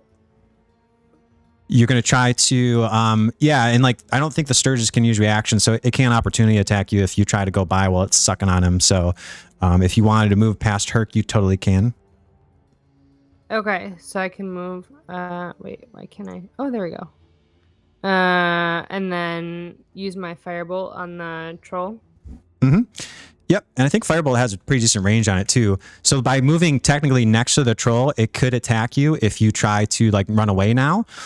So if you want to, you can stay a little bit further away and still cast it with a fair amount of accuracy. If you put yourself next to the Sturges and they for some reason try to fly away, you can opportunity attack them. So if you put yourself anywhere in this range. Oh, sorry, say that again. So like if you go anywhere in here, you're still far. I mean, at any of these points, you can fire and hit the troll because Firebolt has plenty of range on it. But what did you say about the Sturges? Because I don't want them trying to like. If they try to detach from Hurk and fly away, and you're next to them, you can use your reaction to hit them with anything, you know, like a weapon or. They could also hit you if they get in trust. So yeah, but right now they're attached to Hurk, Okay, so they're. Well, can I move like here then and try and hit the? I'm gonna move on here, so I'm a little ways away from them. And yeah, you're like you got this thing lined up. Point. It's like hitting the broadside of a barn essentially. It's down. So when the this is a bit of house rules, but I'm treating it as like when someone is downed, and they're always gonna crit hit. You're always gonna do a critical hit when you hit a downed enemy. So if you attack, you're gonna crit it. okay, is that a good thing? Yeah. Does that mean I like knock it out? I kill it? Which is actually kind of funny because what I said before is actually if you crit, then there's yeah. Actually, this might be a unique situation where you pretty much know you're going to crit the troll. So if you attack the troll and you crit, you might get a bonus thing that happens. Those crit cards. So we can see what happens. So yeah. Okay, so I just throw my firebolt, right? Yes. So you do the what was your phrase that you said before? Something about fuego and media. Like a medium fire or something. What was it? Oh yeah, that was for a different. I think that was for a different spell though. But you used Firebolt to light the fire earlier, so it's that's the same one. Oh, did I? Uh-huh. Oh, I thought I used Fairy Fire. Maybe I used. No, you asked about Fairy Fire, but Fairy Fire is actually a little bit different. That's not like you're not like hitting with them flames. Firebolt is like your fireball, where you like cast and. What did I say? I said, dame. Dame fuego de mi diosa, something like that. Dame el fuego de mi diosa. I don't remember what I said. Dame el fuego de mi diosa para matar ese bicho. I don't know what she just said. Scott, you got us on that one? A little bit. She wants to take a little fire. She wants to fucking spread the buck. Yeah. Zar knows what you're picking There up. we He go. speaks elf or Okay. something, whatever the Amian. then- I don't know why. Right? This elf is from fucking Uruguay. Yeah, man. Zar's feeling your vibe. So you do that, and as you Right. do this, Okay. you unleash this fiery So, bolt of energy that sails towards this Right. thing. And give me, just for funsies, give me an attack roll, because we're gonna use the damage on that, even wait, though. do I press the firebolt one though, right? I don't have to, Yeah, you or press do I have to do fireball. something else first? Okay. Right. Yep. Just do an attack roll. There we go. Sorry, I couldn't find it for a sec. Let me think here. How would I do it so that auto crits? I had never thought of that before. I don't know. I guess we just use the damage and ignore the attack roll. Yeah, you just do that. Yeah. All right. So what did you roll for damage on that? 9. Just give me another roll, and we're just gonna add that on for crit damage because we can. So when you crit, you get another damage dice. It normally does it automatically. Okay, so it's 9 plus 1. Lame. So you do 10 fire damage on something that already has 0 HP. And so like as this thing's starting to fizz up, you see that it's like its eyes begin to, instead of rolling back into his head, it actually starts to snap to attention, and it roars out again into life as it's just about to regenerate. And as you do that, you say, what's your line? Of the spell? Yeah. Que la diosa mata ese monstruo. Your voice fills the air with that spell as this incantation rolls over, and with a fury, it strikes the troll, and it bursts into flames, its rubbery skin starting to melt as it cries out, "Ah!" and then gasps its last breath as the fire prevents it from regenerating. And in addition to that, since you critted, we're going to roll from our crit cards. Is that something you're doing, or is that Yeah. something Yeah, I'm the just looking cards at are it. running. So when you crit, we also roll an extra like bonus effect. Okay. All right, none of these are really would really affect since it's dead. So the crit cards don't really, none of them are really applying. There's one for spells. All right, how about it says that the clothes catch fire. Okay, let's try that one. So the little garment that the troll has, as you do that, it bursts. The garment flies off of it. You really like shoot the cloth off it, shoot the loincloth off of it. And the loincloth, it starts to spin around in a flame, and it lands on this troll right here. And I'm going to give it some 1d4 burning damage from it being now lit on fire. It's also on To its loins. its little loin That should be flew over automatic there crit. and landed on the it does a 19, and then let's get a d4 for 3 damage. And now that thing as well. So essentially what I imagine is it almost looks like a ricochet. So there's like a flaming loincloth that hits this thing in like a little curled up ball. Just so happens to hit the sturge and wreathes it in flames, and it also burns up into flames and turns to soot. This thing is like, there's like splash damage as this thing. This one, right? It's right under its loin. Oh. Oh, so I took out one of the sturges? Yeah. One of the ones on Hurk. Boom. That one's dead. Now they're both down. And with that, it looks like the troll is like covered in soot. It's like completely burnt to a crisp, and it is dead as at least it breathes out its last gasp. But there is still one sturge left, so we're going to continue There's on. 2 sturges left. There's one that was attached to this thing that's right next to my What about this tentacle. one? Has this one done anything? One right here by That the one's troll dead. body. That one is also dead. All right, where's the other one, Mako? This one right here. That's Oh, the one it's that was under the attached troll? to the troll. Yeah, that one was attached. Did I to the take troll. Oh, that that- thing is toast. That thing is dead. I was gonna say if it was attached You also to the burned it troll, up since does that mean I it was can- attached to him. Yeah, so that thing is also I didn't notice it because it's just a pile of ash right now. It's Right. just a pile of ash now. So Cool. yeah, I had it at 0 HP, but maybe it's because it's this guy's at 0 HP. Okay, and this one is also dead. So you took out 3 things at once with that one. Nice, but there's still one sturge left. Fire. This sturge is also dead because Zar just smacked the bejesus out of him.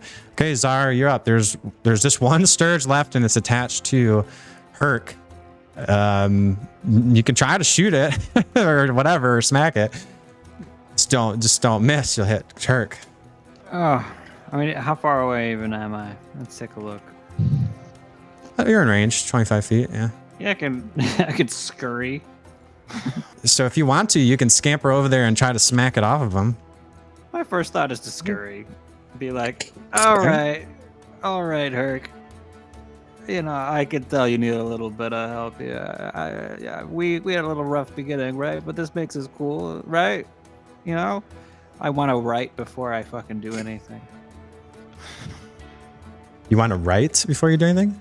Yeah, I want Hurk to be like, yeah, if you fucking get this guy out, yeah, sure. Yeah, Hurk will be like, yeah, help me out, buddy, and we're even. all right. What's up? You scratch my back, I'll scratch yours. Yeah, 25. Wow.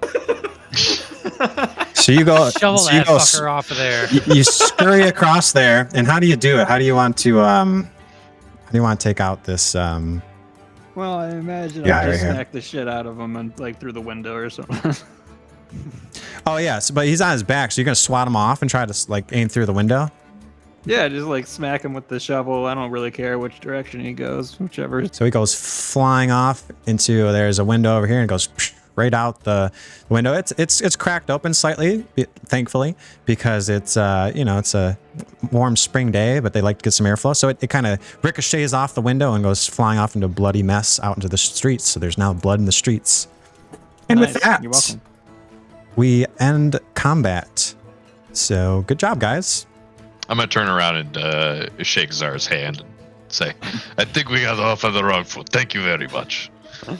Yeah, we did, didn't we?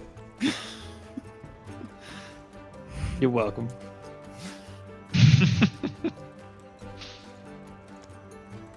So as you do that, so like there's this burning pile of this smoking husk of a troll, and Durnan takes his swords. He cuts off the head of the troll. Roundhouse kicks it, and it goes spiraling into the abyss back below. He takes the head, grabs a spear, sticks the head of the troll right onto the spear, so everybody can see the pretty display. And with that, he's like, nobody interrupts my happy hour. And he said, yeah, so he says, he's well done, everybody. So he turns to congratulate you guys. I think everybody participated, right? So, yeah. So there's a eruption of applause as everybody in the Yawning Portal, yeah, they killed the troll. And everybody seems to be cheering you on. I think Yagra just kind of peeks over the curtain, and she's like still in the meeting with yeah, she didn't really get to see much of the battle, but she assumes that Hurk did a great job. She just kind of gives him the thumbs up, like, yeah, you did it. You know, she heard all the commotion, so. Hurk's trying not to make eye contact, just like pretending that I didn't see her.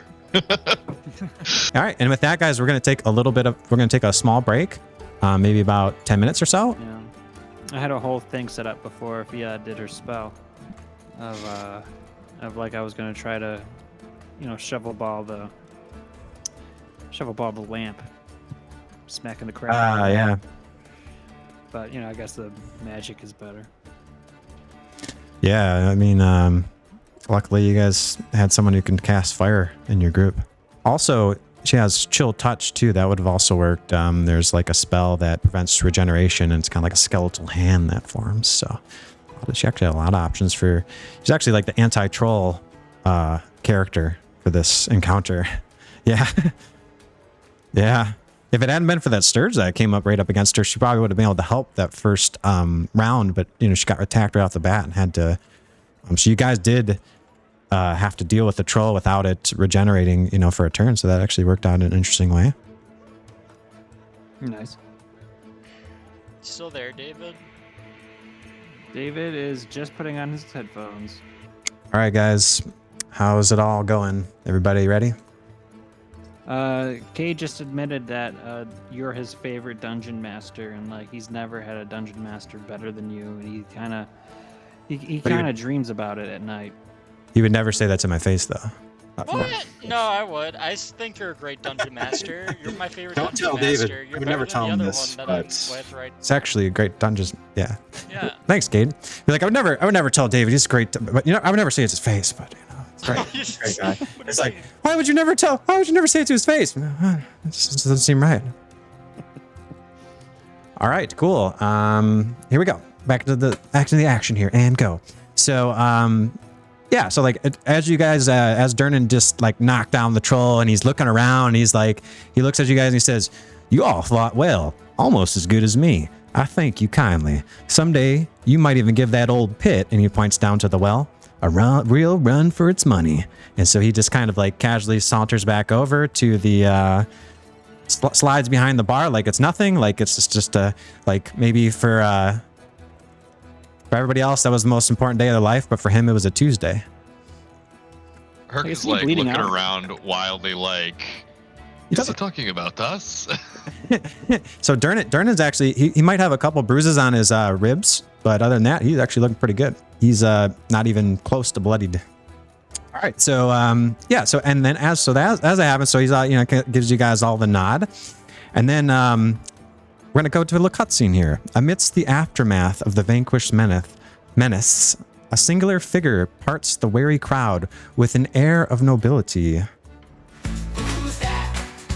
Yeah. Who's that NPC? This guy who's been sitting by the fireplace this whole time. Actually, I think I got better art for him. Here you guys go. Let me know if this gets shown to you guys. It's Volo.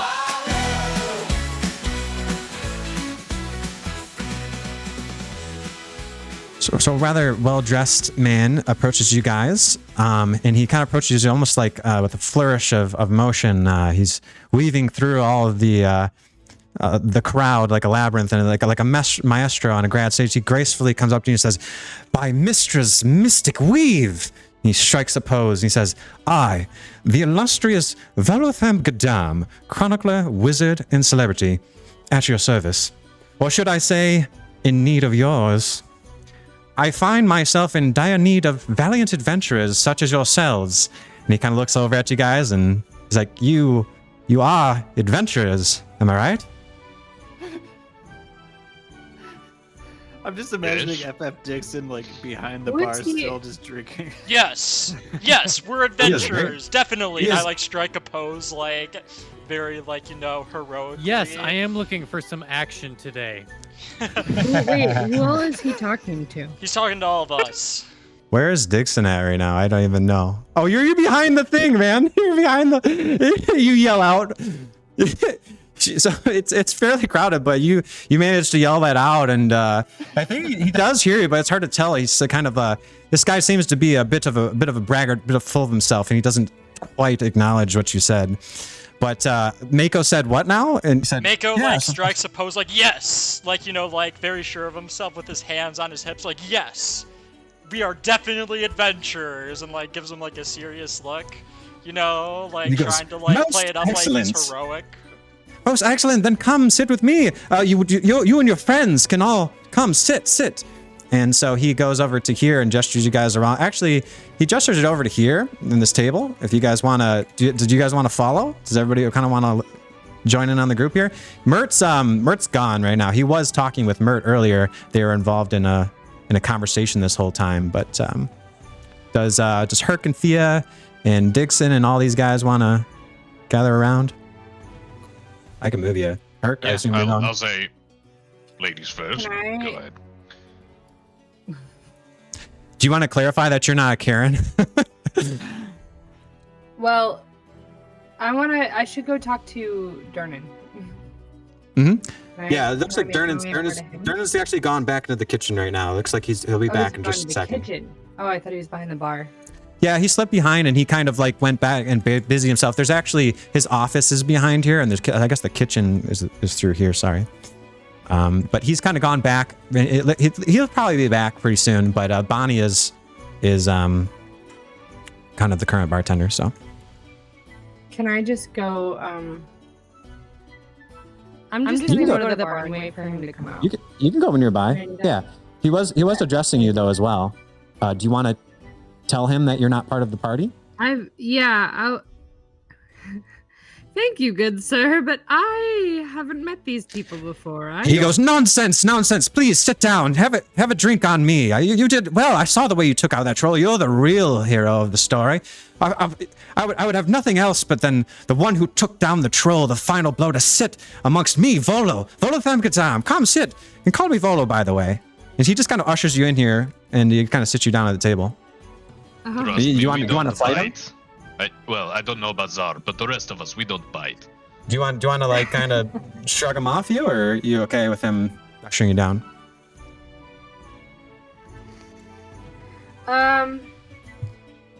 I very politely pull away, and I'm like, thank you so much. I really do appreciate that. It was nothing. But I do have a very important matter that I must attend to. I apologize. I really must. I have someone that I really need to speak to.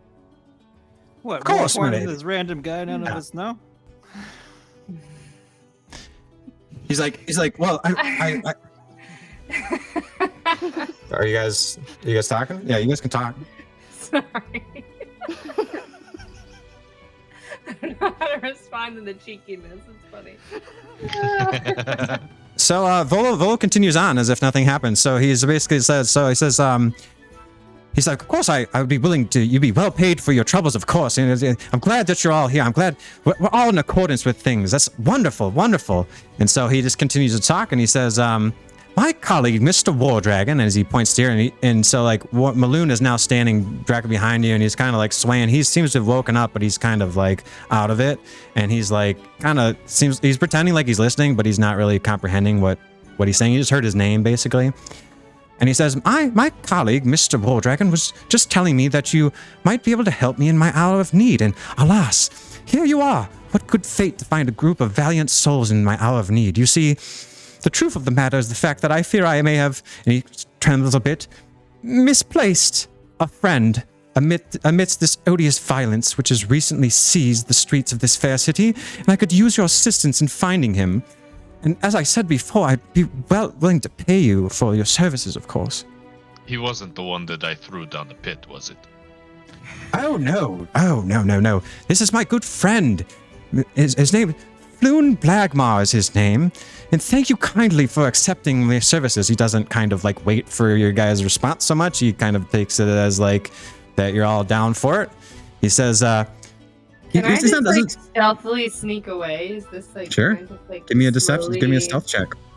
Oh, okay. Da, da, da. What did you say his name was? Floon Vlagmar? My friend's name is, yeah, let me switch to the chat here. What Great the name. hell is that name? Wait, what do I need to? I need, You need to do a stealth check. where's my stealth? There it is. You'll need like a 15. That's good enough. Go ahead. Yeah, so you go ahead, and Okay. as he's kind of full of himself, you manage to slip away as he's talking. You can still hear everything they're saying, but now you've turned your back to him and you're sitting at the bar waiting politely as the guy who's trying to sell the drinks is like, you want one? Yeah? How would you like one, young lady? Would you like to Okay. try one of his Can mystical, I one of his, get- his magical fizzing popping drinks?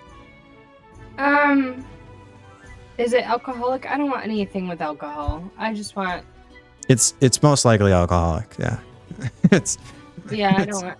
Can I please just have a nice warm tea?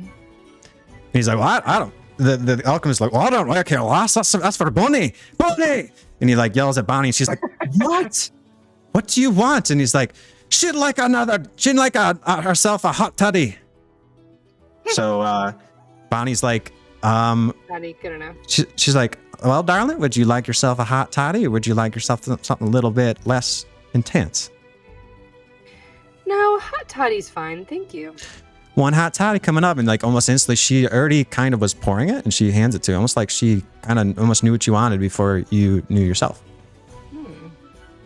And slides it over there, and you got yourself a nice hot toddy. So you're sitting there just calmly listening. So the guy has gone back to shutting up, and you can, if you want to, you can listen on the conversation behind you. Okay, so he continues on. He says, yes, my friend, Floon Blagmar. I admit he's got more charm than wit about him, but he's a great drinking companion. Last night he accompanied me to the Skewered Dragon, a dark body tagging in the Darkwood. I called it an early night, but Floon remained, drinking and merrymaking. I thought nothing of it, but this morning his wife found me here at the portal, a hot mess she was, and told me that Floon never came home last night. And this was doubly surprising, as I had not previously been aware that he was married. Floon is a handsome man in his early 30s with wavy red blonde hair. He's not difficult to pick out of a crowd. However, he insists on always wearing this gaudy bas-relief of a unicorn's head on a chain around his neck. I've told him he needs to retire that thing, but it seems to be a signature look. I digress. I'm trying to follow along, and I'm picturing like a clown in my head because he's got wavy red hair and wears a unicorn around his neck. Like, that is an insane way to dress, especially in Waterdeep.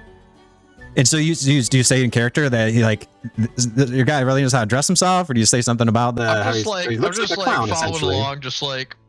Yes, that's the problem with good old Floon. He's always down to clown, and I've told him not to wear that necklace. He looks like a performer on like a pauper on stage, but he always a jester of sorts. But it's his thing. He has a certain swagger about him. It's almost you can't help but love the guy. He's a great guy.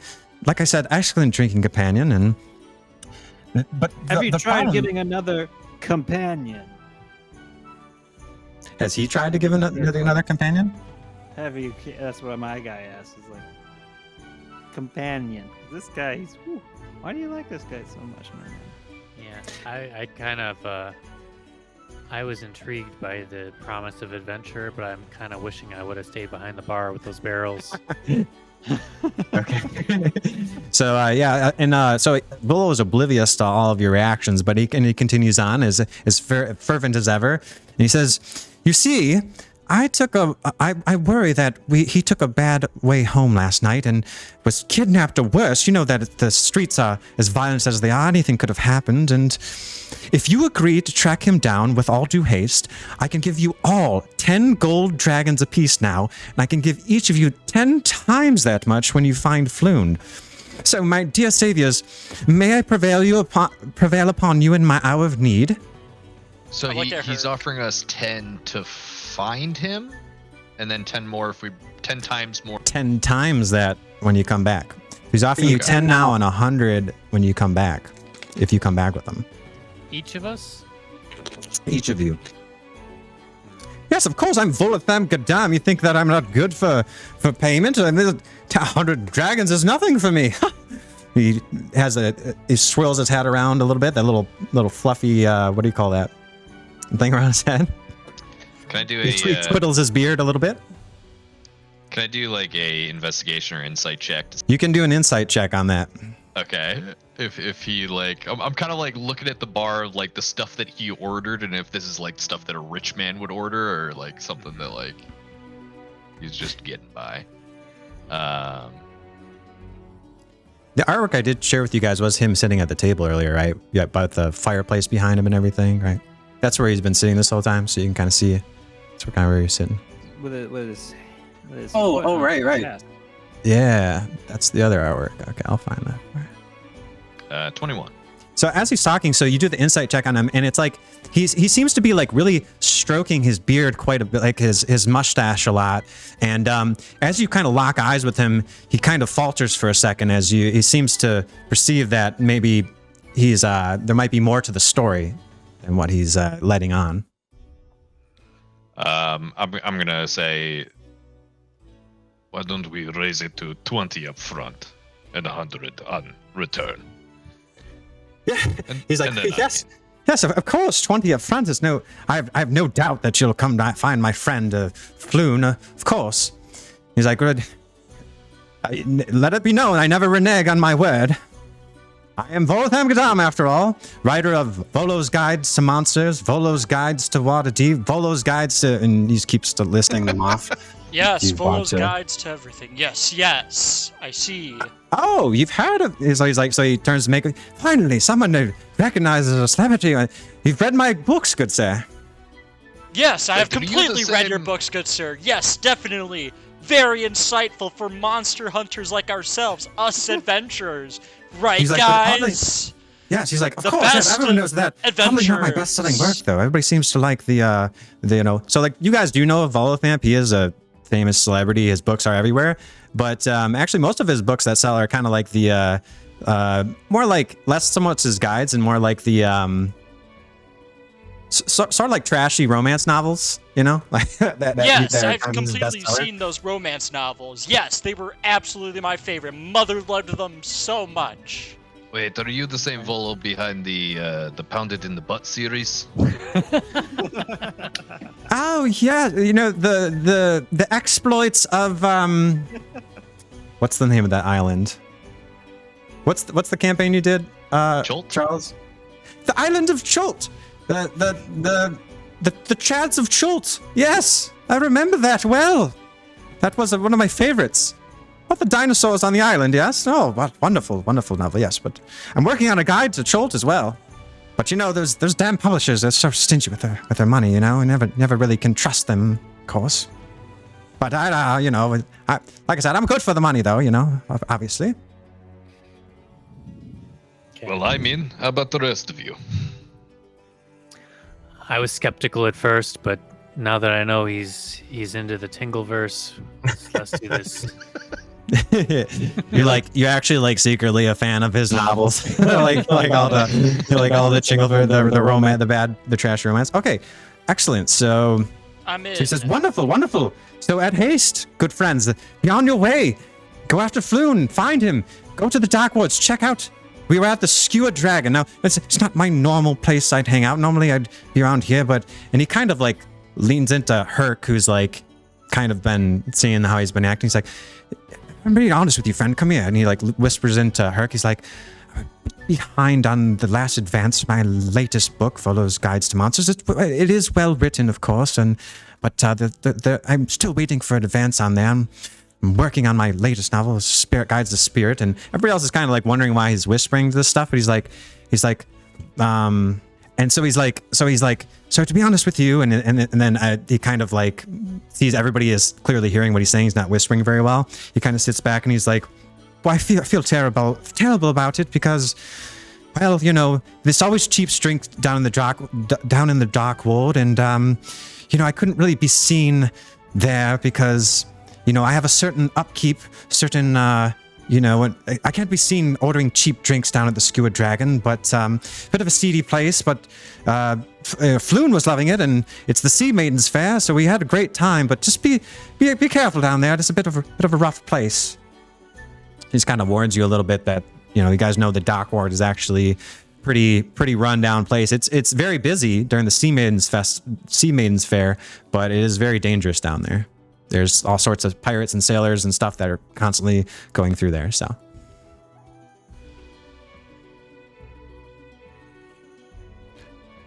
No, but he...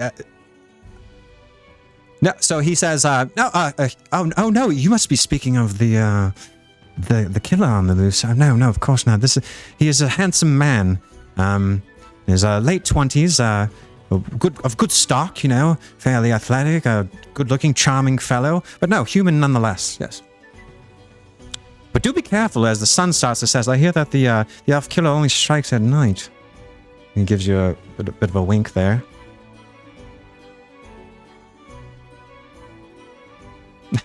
Oh, good heavens!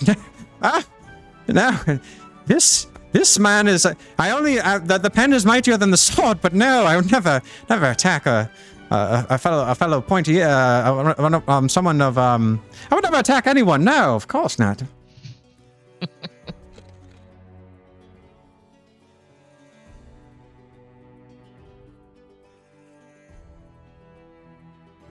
Just trying to cover my bases. I know we're also looking for missing people, so. Okay, just so trying to see if there's any connection there. Instantly, with the flutter of his hands, just dishes out like a dealer at a poker table. Just dishes out 10 gold or 20 gold to each one of you, and then he turns around to Thea there, and he's like, "I don't think I forgot about you as well, darling." And he slaps down a 20 gold right in front of you in the front table, and then turns around. Great. Let's be started then. Daylight's burning. No. Sorry, sir. I cannot go. really do have a very important mission that I must go on. I cannot accompany you at this time. I can catch up with you later, but first I must address this mission. So, okay, so like, so Volo says, of course, my lady. And at this point, everyone else already has their gold secured. And as you guys start to make your way, breaking from the table, it seems like he's going off to discuss some other business. He seems to have connections with everyone here at the tavern. Does anybody want to say anything to Volo before he leaves? Yeah, I want to say thank you for the gold. Much appreciated. He says, of course, at your service. There's plenty more where that came from. All right, that's all I had to say. Oh, boyfriend. Well, I mean, it is easy on the eyes, but I never... No, he's my friend. Of course not. Of course not. We're just good friends. Drinking friends, of course. Okay, so as you guys do that, so as you guys start to break, there's nothing else anybody else wants to say, right? Yeah, I'm good. As I say that, so like, you see that there's actually, Squidly has gone and got his friends, and as he comes back, there's actually several of the children have come back from upstairs, and they're excitedly looking around. Where are they? And they seem to have come back, and they come up, and they all seem to be very excited. So we're going to get to them in a second, but we're going to cut back to Thea real quick. But they seem to be sort of like making their way across the room towards you. The kids? The kids do, yes. Okay. So as Volo walks away, Durnan comes back from the kitchen, and he's got several dishes of different hot plates, some more quippers and chips, and some meat. Seems to be fairly juggling them well. And he kind of looks over, and it instantly kind of makes contact with you and notices you sitting there, and he just kind of says, excuse me, ma'am. You got that look on your face like you might need some help. How may I help you? Durnan at your service. Hello, Durnan. Thank you so much. No, thank you for taking down that troll. That was a hell of a shot you did. Oh, no, it was my pleasure. What a monster. Is that usual around here? Well, you know, it's never usual encountering a troll in a tavern, but established as such as this, I mean, yeah, it's a Tuesday. My goodness. Well, I do admire your strength, and thank you for running such a well-managed establishment. I do appreciate it. I do run a well-oiled machine and a tight ship around here. Say, I am looking for my friend, though. Do you know where Waldo is? He has a red scarf, kind of dark burgundy, maybe. And instantly, as you say, "Where's Waldo?" he sets down the drinks, and Bonnie takes them away, and he kind of his expression becomes very serious, and he looks at you and says, "Excuse me, did you just say, where's Waldo?" Yes, I did. Could you describe him for me? What's this Waldo look like? Well, usually wears a white t-shirt with red stripes, a darker scarf. Never goes anywhere without his scarf. And he leans into you and says, "What color is the scarf?" Huh. All right. So you're saying there's a red sash on this man. All right. Well, if that's the case, I might be able to help you find him. And so it seems like he's acknowledged the code word that you guys are using, and he says, "How can I help you with finding this man?" So you can kind of tell him a little bit about what's going on if you want. Well, just the gist of it. You don't need to go under all the details with this fella, but I guess I just didn't realize because I have two different missions. I guess I don't know which one this is related to, but I have a very important heirloom that I am searching for that belonged to my family, and also my one of my family members has gone missing, and I must look into it. He strokes his beard and he's like, "Go on." So how do I figure in on this? Well, it's a weird coincidence, and I know that you have some connections with some of the more influential families in this area. Any in particular you're looking for? I don't remember the name of the family, but... Wouldn't happen to be one of the biggest families on here. What? Don't tell me it's the Castle Lanters.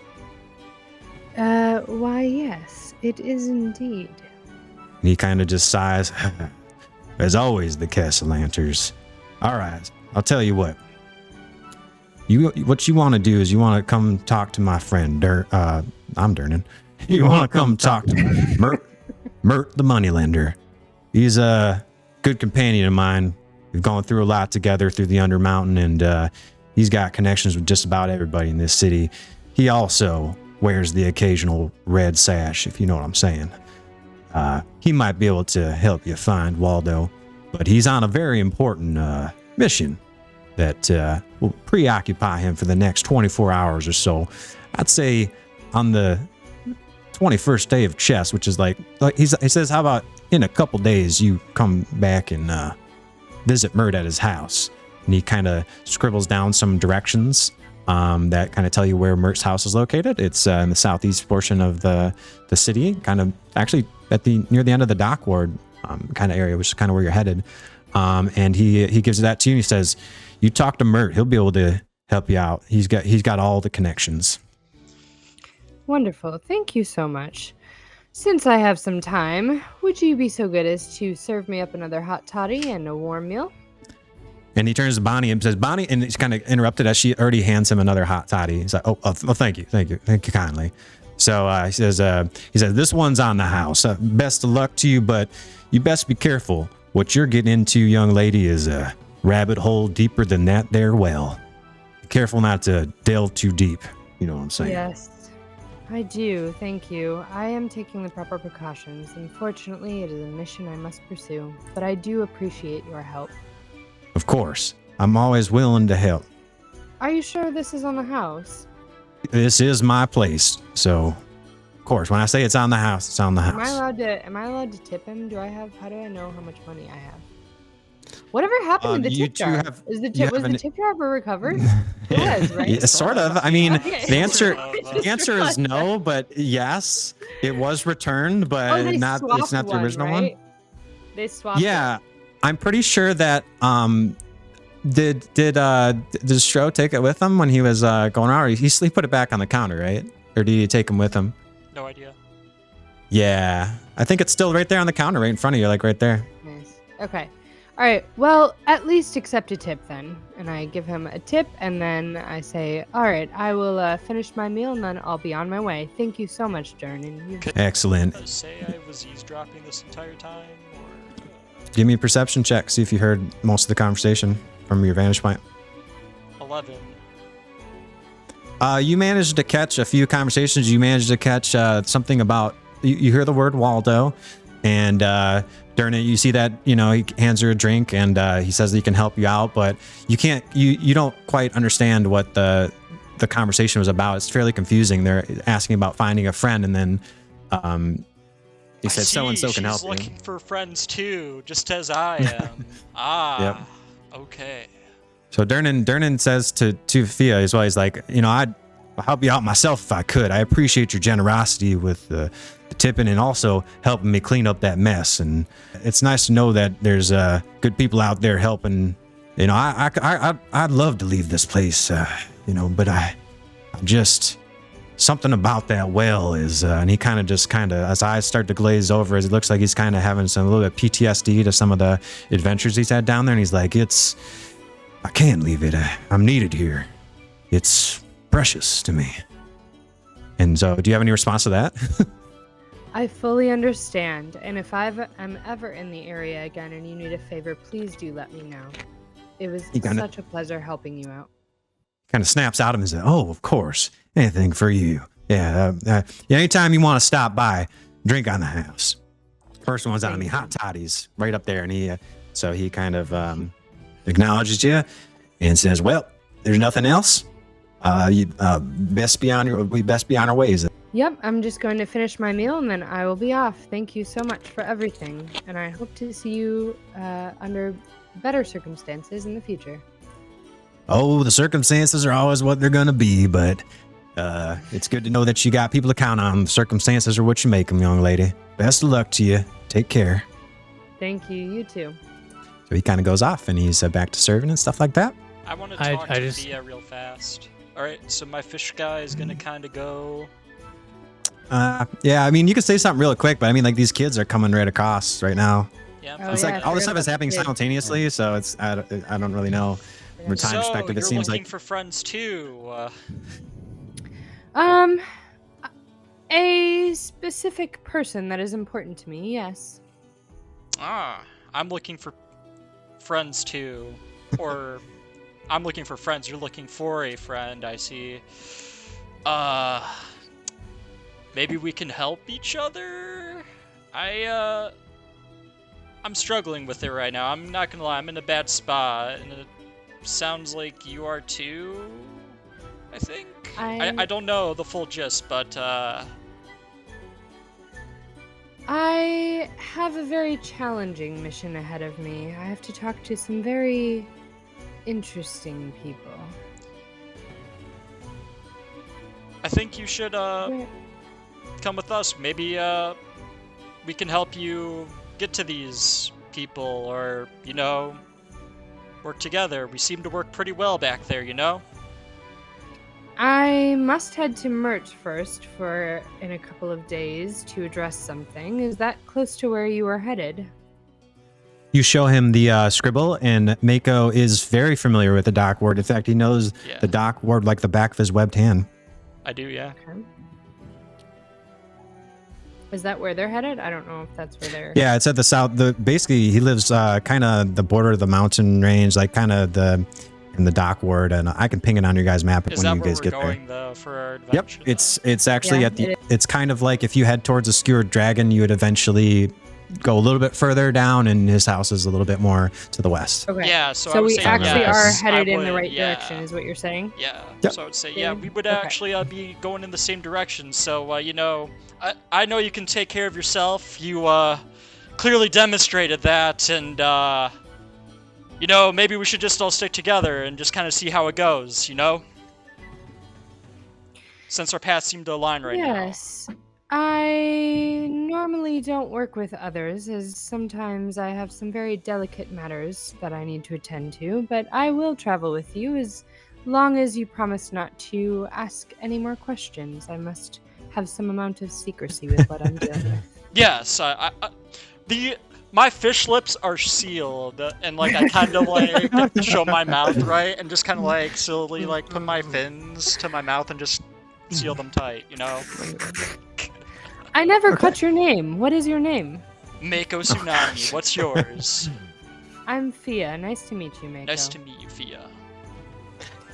All right, Okay. so As you guys say that, oh, sorry, go ahead. I was gonna ask. You mentioned we. Who are the other people that you are working with exactly? Czar, we just kind of met him. I don't really know much about this little guy, but I know and then there's Hurk. A He's cheeky big and fellow. strong and super cool guy, very brave Yeah. dude. And then I don't know who that other small dude is though. I'll be honest with you. I think we gotta be careful about him. He seems. Hurk, are you moving towards where everybody else is right now? Can I move you here? Sorry. I'm probably just gonna be kicking back at the table, just watching from afar. Yeah, I'm gonna say that you're Yeah, I'm gonna say right here. Mm-hmm. Yeah, that's where you were, right? Okay. I'm probably just kicking back in the chair, watching watching Mako make his new friends. All right. Well, as you guys are all talking, oh, sorry. Did you guys want to say more? Oh, I was just gonna say. Well, is there anything else you need to address, or shall we head out? I'm ready to head out when you are. Let's let the group know that you're coming though. Let's go. And I assume Dixon and Hurk all heard all that, and they're all Hurk's chilling Yeah. back, and Dixon feels now surrounded by a bunch of people. The drunk balloon. You got So- Hurk and all these people. I've got an impulse that I feel like I need to satisfy. I don't really know these people, and I feel like I'm kind of like an NPC or something. You having an existential crisis. You're like, this doesn't all make sense. Everything seems to be swirling around me. So I just noticed I have this Viscious Mockery. Yes. Is that like a combat only, or can I use that against these kids that are coming towards us? Oh my. You certainly can. But, yep. Yeah, you can use Vicious Mockery, but I think that's Yeah, no, it does damage. Yeah. It does damage. That's not the taunt one, right? Yeah, no, it Yeah, does that's like a level 1 damage, spell. and it like makes them like have like disadvantage on their next attack. Oh, cute. Yeah. So yeah, you sense that there's some children starting to like slowly, like not slowly, but they're scampering across the I room don't know. desperately towards you. I feel like there's a group forming, and I'm not part of the group, and I just want to make somebody else feel bad. Okay. My God, the memes. All right. Wow. Okay. So I just want to mock these kids in front of Oh, everybody. my. Okay, you can do that if you want. Just testing that. So it has a range of 60 feet. So you can unleash a string of insults based with enchantments, and if the target can hear you, then it must succeed on a wisdom saving throw. So it's actually one target. So you got the leader of the group here, which is in the front, and their 2 friends. So let's say that they're coming across the room, and you target her right here, right? Yeah, whoever's closest. Okay, go ahead and it says you must succeed on a wisdom saving throw or 1d6. Okay, so okay. What do you see out there as they're coming at you? Can you tell me more about these kids so I can like be more direct? There's a little girl. So there's the little girl right here, which I can show you guys. So she looks like that. So she's a young, dirty, covered in dirt, like a street urchin girl. She's got a little wooden sword that she's carrying. There's a tiefling who was just dangling like a pathetic little weakling. There we go. Tiefling boy. He's carrying he has like a bow and he wants to be like an archer. And then there's Jenks here, the little chubby black boy who has like a little crooked stick that looks like it's supposed to be some sort of wand, and they're all and they're all like excitedly, like they see you guys all talking. They're like, and you can kind of hear Squilly saying, that's the one, the green one that helped me. He's so cool. Oh my God, let's go talk to him. And they're like all running there. So it's like they're they're in like a V formation, a flying V. Mm-hmm. So yeah, so what do you say to these guys?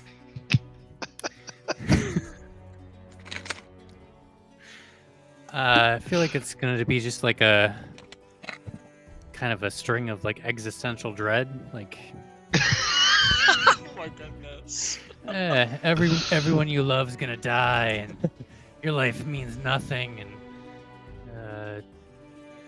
look at your stupid fucking wood sword, you piece of shit. Oh my god.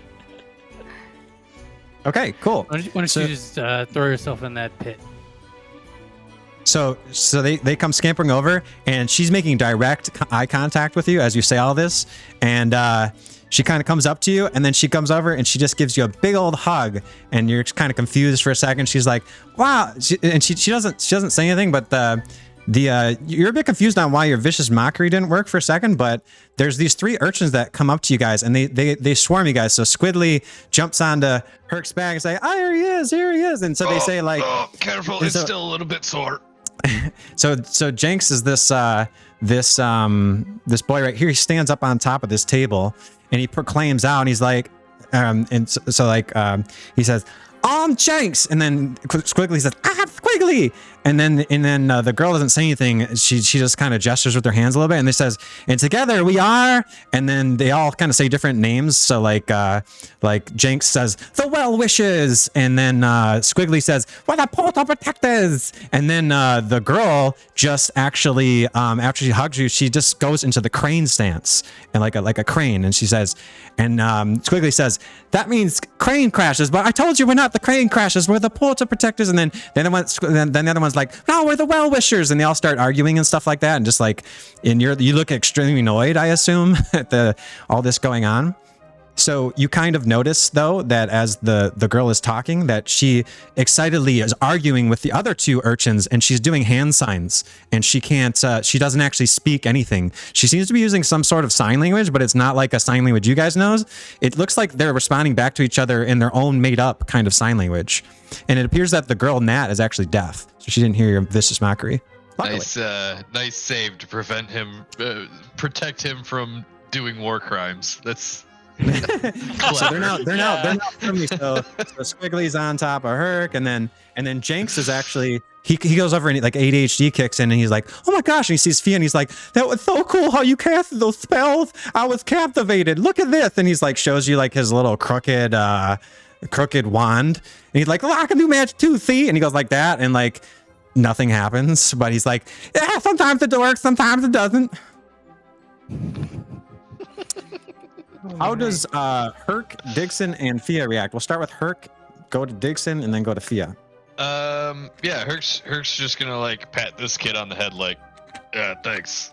It was nothing. Don't worry about it. And Squiggly, like, does that hurt when I go like this? And he like pokes one of your ones. He's like, wow, so cool. Thanks. And then Digson? I'm a little disappointed that my insults didn't land completely. I'm gonna make a snide comment about, well, I guess 2/3 of you are dumb too, but maybe the other one, I don't know. That didn't. Never mind. Dumb Deaf and dumb. deaf, I That's see. different. That's different, huh? And so I don't know. like I'm just a little frustrated. I might like which one's closest to me? the girl is right in front of you. She gave you a big old hug, and then she's like, she does the crane stance. Now she's doing the crane stance in front of you. I was gonna say I'm just a little guy though. I can't like kick her into the pit. You're just a little halfling.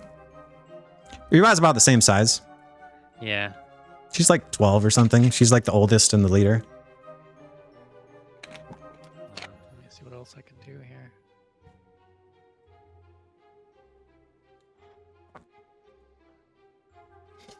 She doesn't speak regular sign language. She speaks her I own can made-up only- version, so I it can probably only wouldn't work. viciously mock once a day. Yes. I used my vicious mock. And unfortunately, she couldn't hear any of it. Yeah, she's a deaf, so Damn. you viciously mocked a deaf girl. Congratulations. Well, Wow. do I have a way to communicate with her otherwise?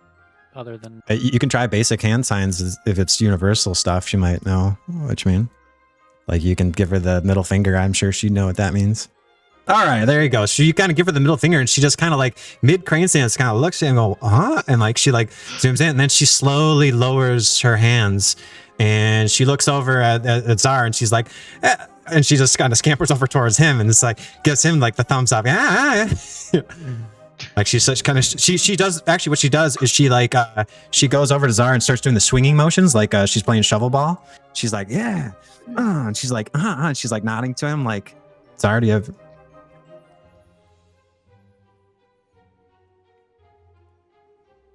It does?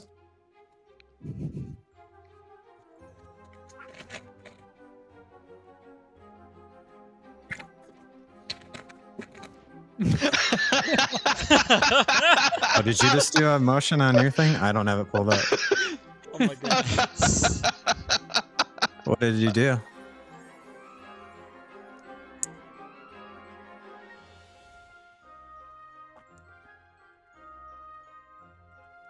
And so she did, and so she sees that, and she's also just now she's looking. Now she's starting to tear up a little bit, and she's like, "What the hell?" And then she's like, and then she like signs to the her other friends, and she does like kind of this, which you can pretty clearly says like asshole to the other two kids, and they're like, yeah, and they kind of gesture her back, and he's like, and Squidly's like, yeah, nobody likes you anyways. You're just a kobold.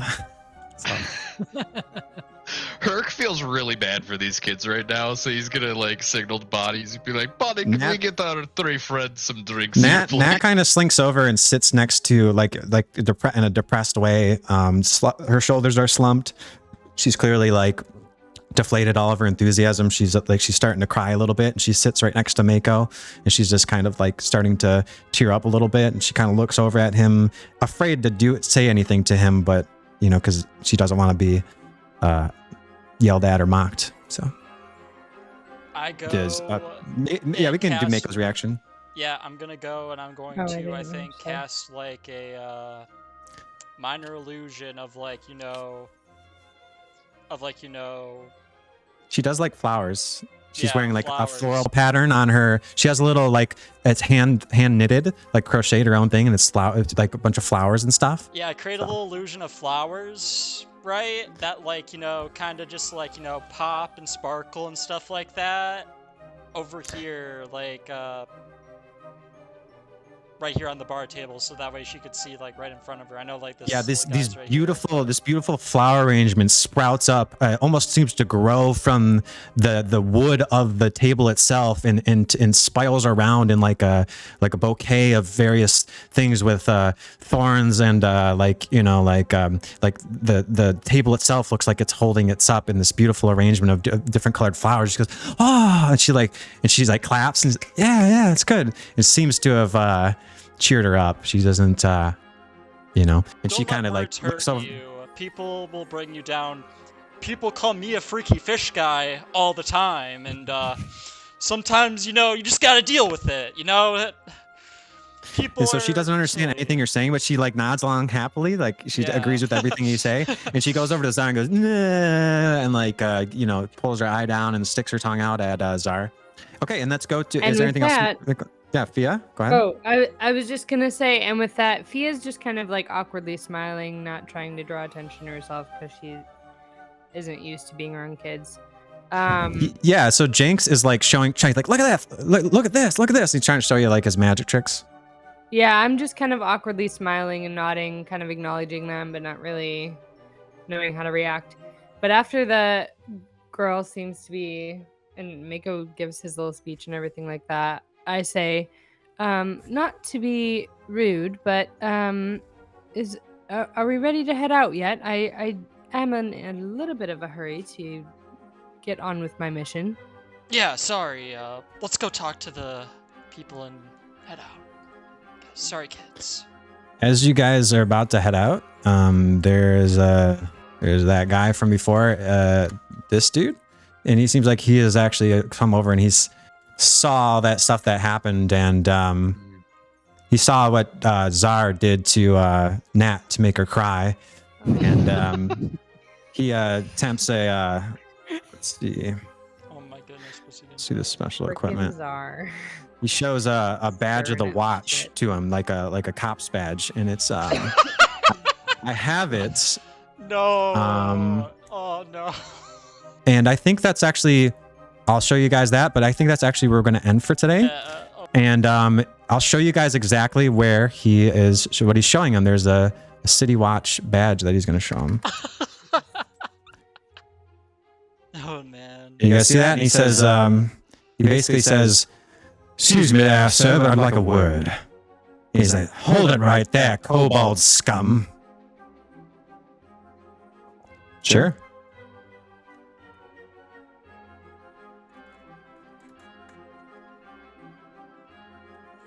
Okay, and that's where we're going to end it. Unless anybody else wants to get on a little clip. Did we forget anything? Anybody else want to get any reactions before we say?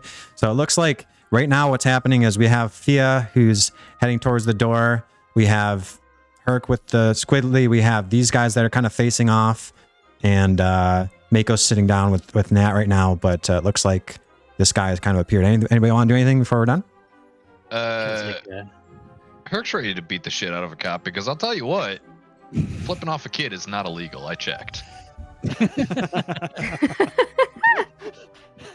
I mean, if you check the code legal, you guys do have a copy of the code legal. I'm looking it up, man. Flipping kids off, it's like right there at the top of the list. It's like, oh shit, being an asshole is illegal. Oh, fucked. Yep. So, okay, well, yeah. So Hurk is now, you're setting down Squidly, I assume, and kind of like standing up because you just kind of had this interaction with Zar here, and you guys, he saved, get your back, you got his, and you guys are even right now. But we'll see how things happen next time on Dragon Heist Z. Word. You guys are the Z Warriors. Oh, yeah. Thanks, guys. Well, I think we almost made it out of the tavern. I was trying to get you guys out, but every time I asked somebody if they want to do something, it just kept going. I tried my best. I really did try. It worked out. Yeah. Alright.